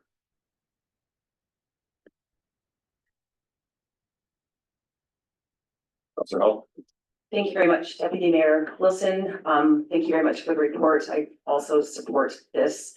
I think this could really help free up police officers, RCMP officers who are often called away out of municipal boundary, and as we learned last summer, are often policing up to 5 times the amount of residents we actually have living here, and maybe twice the amount of actual people living in Jasper. You know, we went from 4,700, and I think we can, you know, based on the evacuation registries, was, you know, up to 9,000 people living here in the summertime. And I think this will actually really enhance policing in our community. Often as police officers might know residents and our needs better, this could really help build some trust in our community. I'm also with Councillor Melnick on the education piece, especially on bicycle safety. And I remember probably 25 years ago, there was a police officer in town who took that focus, and we all had to go out and buy lights. So I hope that we have the option to buy the lights before we get the tickets. And kind of a neat thing in some states, I know in Idaho for sure, and I've heard Mayor Ireland talk about this before, but there's the Idaho law, I think it's called, where cyclists are allowed to treat stop signs like yield signs if it permits, but anyways, I digress. I'm really also happy about seeing this around crosswalks, because before I was on council and worked at the daycare, at least once a week, there'd be an almost close call on a crosswalk. And you just prayed and looked around and hoped that there was a police officer around, and there never was. And as I'm teaching our son to drive right now, you know, he's learning that you do not go until the person is on the sidewalk. And that also goes for distracted driving. I'm quite happy to know that that will be a bit more watched. But yeah, I absolutely support this motion. There's no motion yet. Anybody? Mayor Ireland? Thank you, Deputy Mayor Wilson. Just before the motion, which I'd be happy to make in a moment. Just in terms of officer safety, is there any provision when officers are engaged in moving vehicle enforcement that officers have to be paired? Like, does this change the dynamic of how we use our limited resources?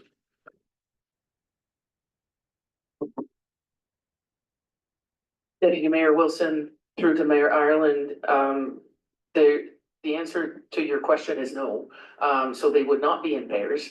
However, this is not unlike the process we currently use for checking on RVs for illegal camping. We use the dispatch services for that. So when an officer would pull over a vehicle, before they exit the patrol vehicle, they would check in with dispatch, set a timer, and that's how they know they expect that officer to check back in when they're done that interaction. And that's what we do currently for checking on RVs. So before an officer goes and knocks on a door where we suspect there's an infraction, they use that same system with Jasper Dispatch. Thank you for that. See, there were more questions, so I will withhold the motion. Councillor Watson.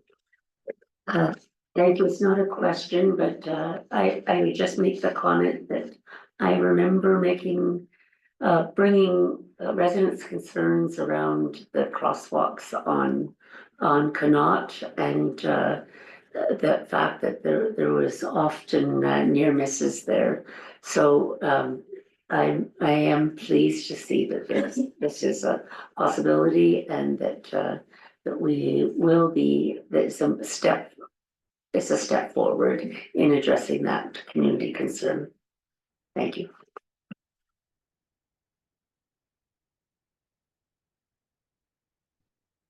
In the absence of other questions, then I will make the motion that committee recommend council approve a change in service level to allow community peace officers to conduct moving traffic enforcement within municipal limits.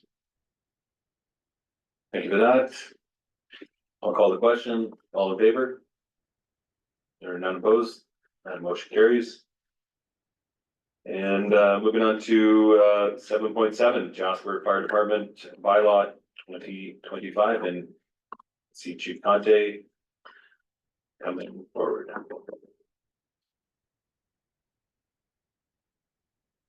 Deputy Mayor Wilson, I'll simply introduce the report and turn it over to Chief Conte.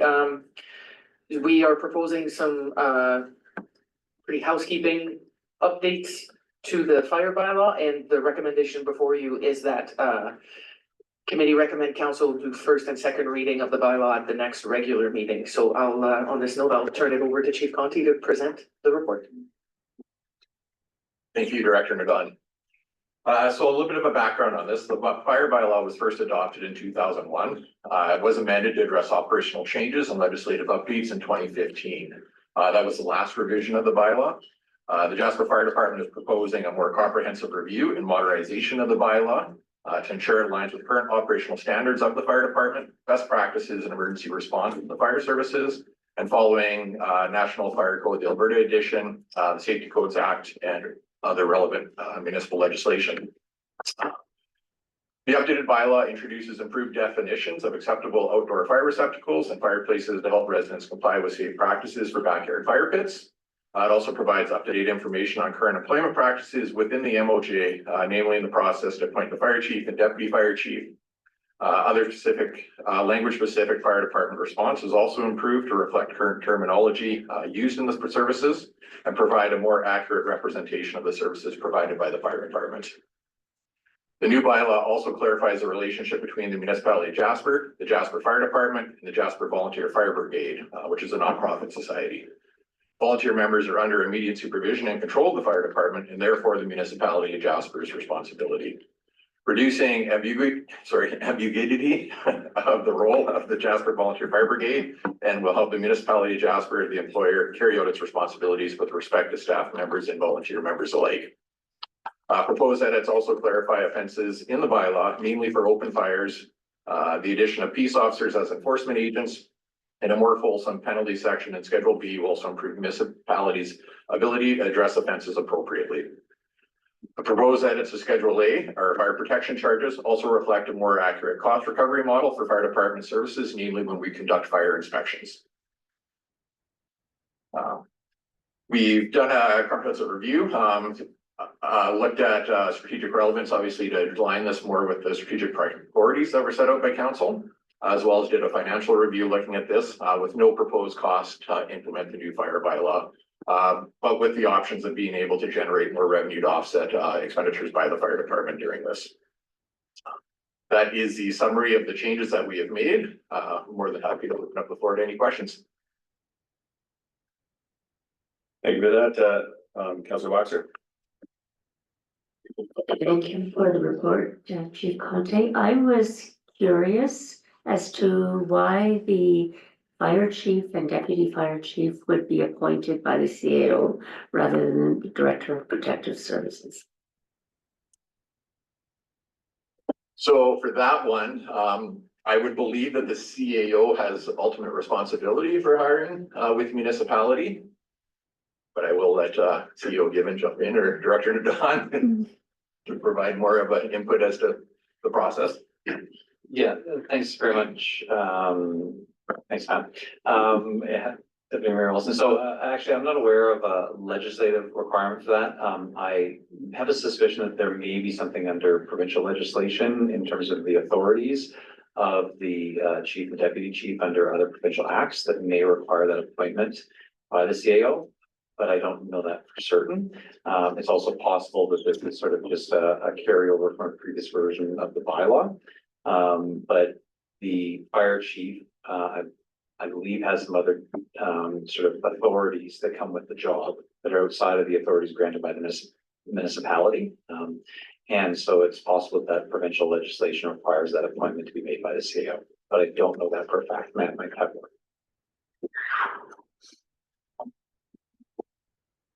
Deputy Mayor Wilson through Councillor Waxer, maybe between three administrators, we can try to answer that question. My thought is that it relates to what CAO Given said around designated officers. So I think that's not to say that CAO Given couldn't delegate his authority to the Director of Protective Services to appoint the fire chief, but also in terms of, that's it, those designated positions, designated officer positions within the Municipal Government Act and other acts. Both the CAO position and the fire chief position are defined. The Director of Protective and Legislative Services, not so much.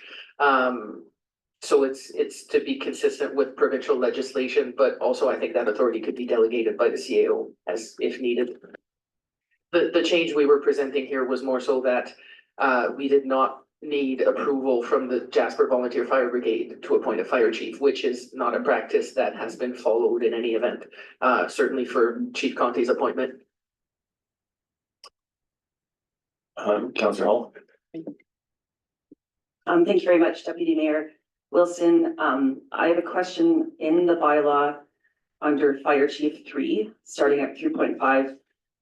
There's reference to in his absence and he, and I wonder if that wording can be changed to, no offense, but but one day there might be a female fire chief or any gender. Thank you, Councillor Hall, through to Deputy Mayor Wilson. Yes, we can definitely make that proposal or those changes in the bylaw to reflect more common terminology used in municipality now. Councillor Levy. Thank you, Deputy Mayor Wilson. I just want to like thank Chief Conte. I really like the rewording for outdoor pits. I like the fact that there's an edge, that there's provisions put in here. That was a lot of comments I received this spring about the upcoming season and fires in their backyard. So this is great. Thank you for this. Thank you. Mayor Ireland. Thank you, Deputy Mayor Wilson. Two questions. One of them, just reiterating Councillor Waxer's observation. I really would, before we get too far down the line, be resolved about the appointment and the reporting process. And sections 3.1 and 3.2 suggest, imply, I suppose, that the fire chief might be a direct report to the CAO. That changes a number of little things. I think the observation that this relates back to a 2015 bylaw when the fire chief was effectively a director. But I would be comforted before we give second reading that we know what we're talking about in terms of structure of the organization and where the reporting falls. And it becomes important to council, even in CAO evaluation. If there is a different direct report that we have been ignoring, we should not do that. So some clarity, and I appreciate Councillor Waxer bringing it up. The other question I have, is there a need for a definition for the word combustible? It appears in at least two occasions, and it's a fairly prominent matter, and it is not define. It seems to me we may use combustible as well in the new regulations for building and what material can be used on the outside of a building. And I'm not sure that they necessarily mean the same in those two different contexts. So is there a benefit in defining combustible within this bylaw? Thank you, Mayor Island, through Deputy Mayor Wilson. To address your first one, to kind of reiterate the direct report side of things. Again, this 3.1 just states the appointment of the fire chief shall be done by the CAO. Again, more probably aligned with the MGA and the authorities through the CAO. The direct report is basically written through the job description for the fire chief, which does designate the Director of Protective and Legislative Services as the direct report to the fire chief. To answer your second one, the combustible products. Yeah, absolutely. We do have some terminology in the bylaw on what can and cannot be burned and what's considered. But a definition for combustible products could absolutely be added to the definitions. Just to align and clarify a little bit better. Thank you for that. And in response to your direction, my reference was to 3.2, which says that your work is subject always to the direction and control of the CAO, not to your director.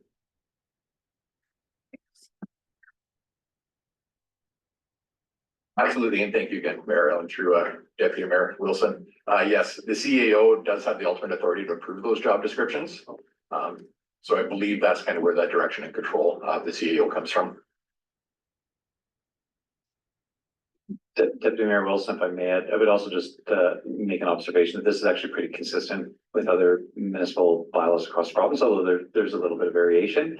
You'll find that other municipalities have really similar relationship between the CAO and the fire chief, and that the CAO appoints the fire chief, and and I think it's just a recognition that because there's so much legislation in this area that ultimately the CAO is responsible, and I exercise that responsibility as Chief Conte said through the the development and sign off of the job description, position description, and then ultimately the supervision of the director that's responsible for supervising that position on a day-to-day basis.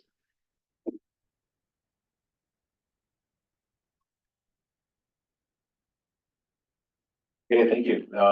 Any further questions for administration on item 7.7? If not, I'll look for a motion. Councillor Melnick? Not a motion just yet, but just for a point of clarity, with some of the additions and removal, there may be a renumbering sequence that needs to occur here. I don't know if that's been taken into consideration.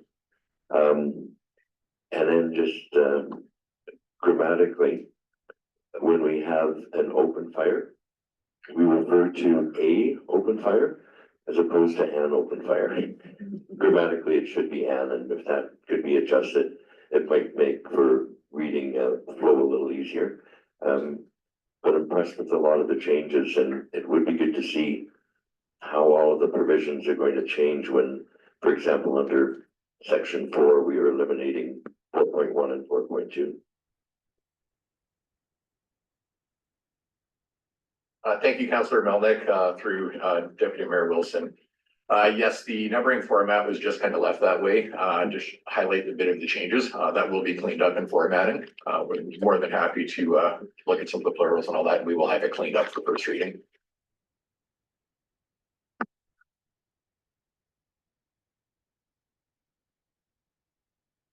Thank you for that. Councillors, a motion?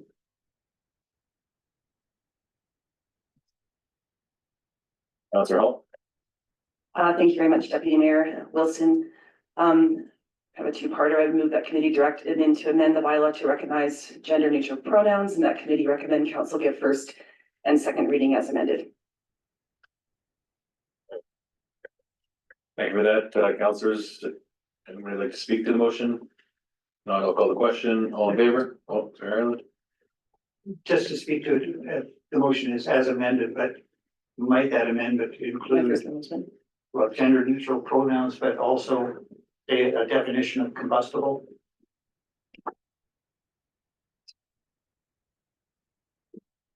Deputy Mayor Wilson, maybe, if the mover is willing to accept, it would be helpful if council wants to specify that, just so we've got it recorded in the minutes about the specific amendments council wants to see, and then it'll be helpful to amend. I mean, certainly we've heard you, but if we're gonna have an amendment specified, no reason not to have them both in there.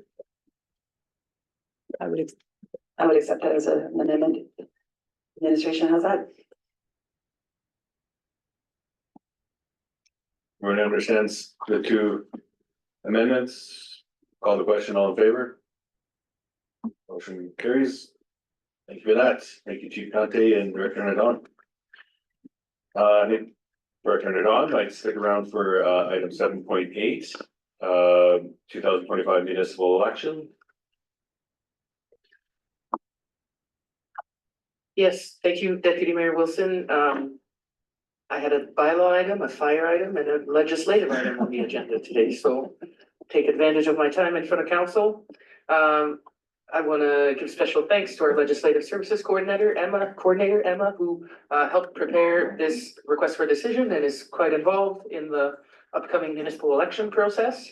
And the recommendations you see in the report are, it's important that we keep some of the wording unless council has concerns or wishes to see some changes, but these are motions or resolutions that we need under the Local Authorities Election Act in order to implement those changes. So each of the bullets in black, so the first one has sub bullets. We are looking for 4 different motions in that respect, so we can refer to them individually, and because they each affect specific pieces of the upcoming municipal election process. So the first one is that committee recommend council provide for special ballots for the 2025 municipal election. Some communities don't do this, but this was a standard that was established by our previous administrative officer, Beryl Cahill, and it's a bit time consuming, but it's a service that we've always provided, and specifically in the context of residents being displaced this year, we feel it's important to provide for that opportunity. So that is, if someone can't make it to the advance vote or to voting day, they can essentially apply in the mail, or the methods are specified to be able to vote. So that's the first one, including the 3 sub bullets. So the methods, the timelines, and when the outer envelope needs to be received. Those are all specifics that we need as per the act. The second recommendation is that committee recommend council provide for holding an advance vote. So again, reflective of our practices in the past. So council has to pass a resolution authorizing that we have an advance vote, and then the returning officer has authority to say when those will take place. The third recommendation is that committee recommend council authorize the returning officer to designate the locations of 1 or more institutional voting stations. So that is namely for traditionally in Jasper for Alpine Summit Seniors Lodge, but also pay inpatients at the hospital or people who might be living at the hospital. And there's very specific criteria around who's eligible for that. And essentially it's because we don't want to ask them to go to a different location to vote. So again, an important piece of our process. And the last motion is to give first and second reading at the upcoming regular meeting of the rotation of ballots bylaw. And this one is maybe a bit less consequential, but essentially it provides for the printing of ballots in batches where the names rotate, so not the same name is always at the top. Without this bylaw, the names are ordered by last name and it's the same order on every single ballot. So again, a standard that was set by our previous administrative officer that we know how to operate and feel brings a bit more opportunity to the process for everyone to have their names listed first if they're running. So yeah, pretty standard motions that we brought forth in previous municipal elections, but a process that needs to take place to enable us to take these actions. Thank you. Thank you. Councilors, questions for Ms. Nanon? Councilor Melnick. Thank you, Deputy Mayor Wilson, and thank you for the report. I appreciate the special ballots. The provincial government has made provision for people relocated from Jasper to be able to vote. But were they specific that they would be in the province of Alberta? Or would these special ballots be able to be mailed to where people are living in Canada? Deputy Mayor Wilson through to Councillor Melnick. I have yet to spend more time working on this file specifically, but we did receive guidance from the provincial government on this file, and essentially it entails an additional form where the resident has to declare that they intend on returning to Jasper, essentially. And so that form will apply whether you come and vote in person at the voting station or you are trying to vote through a special ballot. So that'll be an additional piece of paper that we'll need to include in that package. And as far as I understand, there are no limitation as to where you might be temporarily relocated, potentially even out of country, as long as you apply in time, so that package gets to you and you can return it before the date that is outlined in the request for decision. I think you could be anywhere in the world, really, as long as you fill out that form that's been prescribed. Thank you, I appreciate that answer.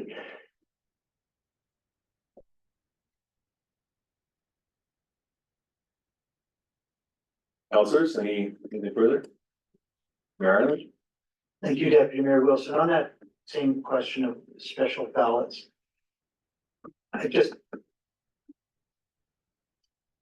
struggle with the wording of the third bullet point, but I take it that the intent, whenever you forward it, it must be received by October 17th. And so I wonder whether you might just change it to say the special ballot sealed outer envelope must be received by the returning officer by October 17th. I can see people raising issues. Well, I sent it, it should have been there by now, and you know, I got it in the post or wherever I sent it. But the effective thing is the returning officer has to have it by the Friday before the Monday election is what is important.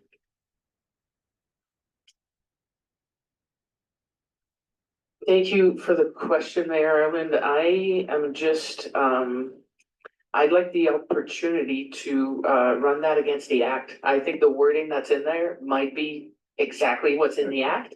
And if that's the case, I'd be hesitant to change it. But certainly I can bring that confirmation forward. So this is that committee recommend council. So before next week, when council passes the actual motion, I'm happy to come back with that clarity. I understand your concern.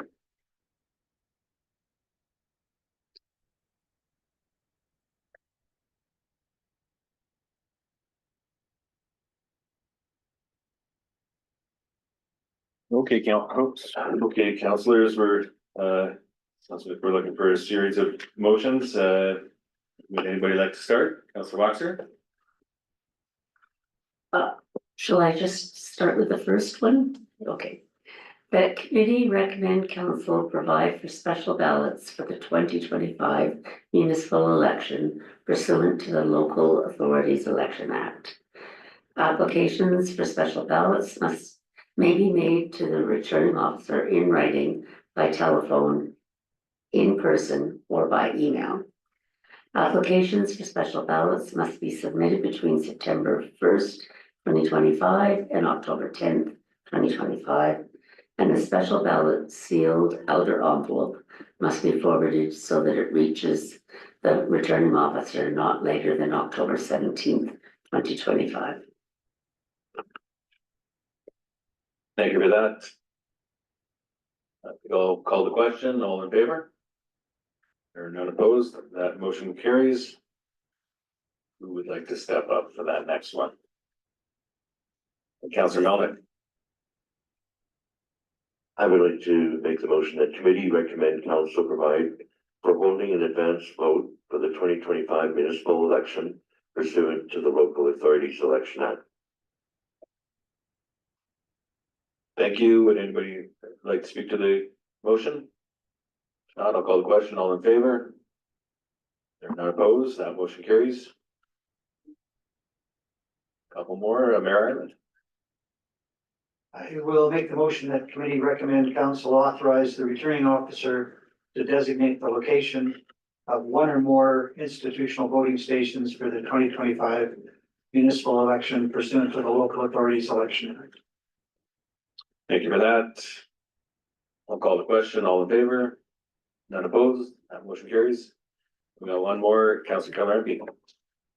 That council recommend council give first and second reading to the rotation of ballots bylaw 2025. I'll call the question, all in favor? Not opposed, that motion carries. Director Nadal.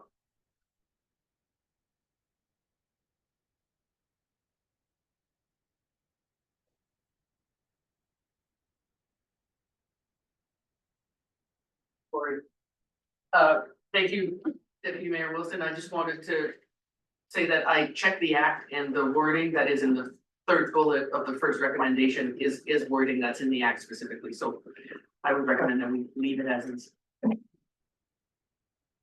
Thank you. Okay, great. Thank you for that. Moving on to agenda item 8, motion action list. CLB. Thanks very much, Deputy Mayor Wilson. So there are a number of updates and changes. So I'll try to go through them quickly and council can ask for any clarification that might need. You'll see the Jasper Skate Park Committee administration is recommending referring that sort of report on the financials to come after the completion of the project. So as you've heard before, Dr. Donaldson is working with the skate park committee. That project will be underway, and so we believe that by August we should be in a position to be able to look at the wrap up of the project. The moving traffic enforcement item was delivered here today, so we've recommended that item could come off the list. With the Parcel CH access road and Spruce Avenue tender, again, we're continuing to work with the provincial and federal governments on the disposition of some of the lands, the RCMP site. So that issue continues to move along, but it isn't a resolution yet.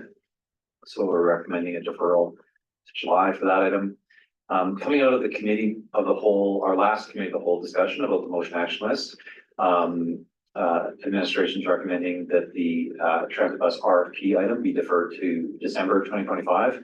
We had that discussion last committee. Administration doesn't see anything coming forward on this item between now and then. And so we might as well set a realistic timeline of when we would expect that there would be any updates on this item. The in-town contractor camps, interim residence and laydown request item. Again, that was the verbal report that was delivered at the committee today. That there's no legislative change required to implement the work that needs to be done. And so that item could come off the list.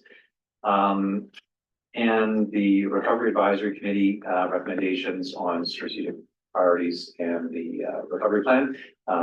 Again, I understand that the advisory committee is looking at those items, but they're not ready for delivery to council yet. So we're saying that's likely July.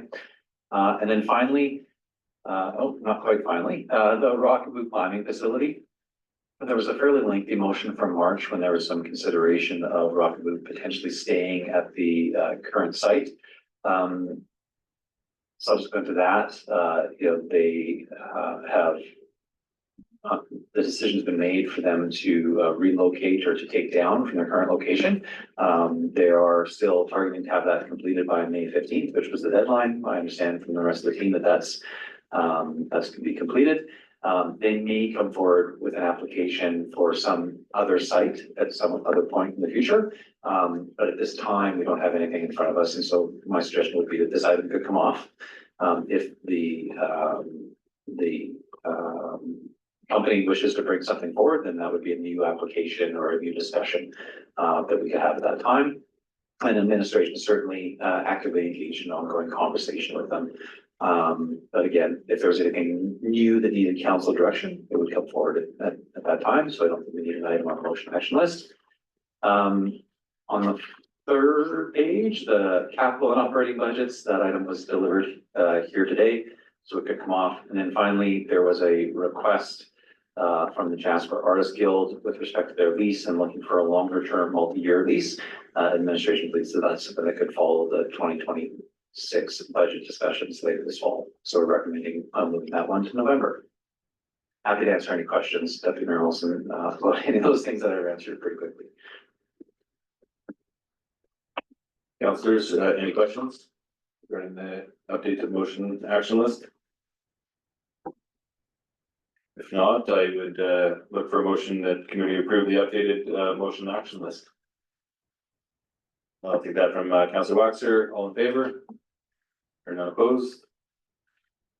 Moving on to item 9 on our agenda, Councillor upcoming meetings. Councillors, anything to report? Councillor Hall? Thank you very much, Deputy Mayor Wilson. I will be attending a library board meeting this evening. Mayor Ireland? Just to let you know, Deputy Mayor Wilson, that I am required to be at an out of town medical appointment next Tuesday. So now that you're refreshed at exercising the duties of the chair, you can anticipate that you will be chair next week. Okay, thanks for that notice. Anyone else? Councillor Melnick? Thank you, Deputy Mayor Wilson. This evening I'll be attending a subcommittee of the Jasper Yellowhead Historical Society in their planning for the 100th anniversary of the ascent of Mount Alberta. And in addition to that, there may be a few of us attending tomorrow at the chamber dinner with the speaker being Senator Karen Sorensen, who is an independent speaker in the federal Senate and who was the former mayor of Banff. Councillor Waxer? In my capacity in Communities in Bloom, I have attended a number of uplift events in this last couple of weeks. I've also attended the opening of the men's shed on the weekend. Great, thank you. Anything further? Not, we'll move on to item 10, upcoming events. We have the Jasper Park Chamber of Commerce General Meeting, 5:30, May 14th at Girls. The Jasper Community Team Society Annual General Meeting is 5 to 8:30, May 21st at the Library and Cultural Center. We have Alberta Japan Twin Municipalities Conference coming up on May 23rd, 24th in Stony Plain. The Evergreen Foundation 65th Anniversary Party, 11 a.m. to 2 p.m. May 24th at Alpine Senior Summit. Or Summit Lodge.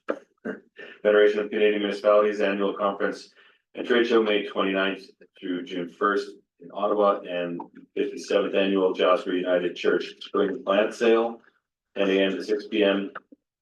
May 30th and 31st at Jasper Yellowhead Museum and Archives. And I will look for a motion to adjourn, and we'll take that from Councillor Waxer. All in favor? They're not opposed. The meeting is adjourned. Thank you.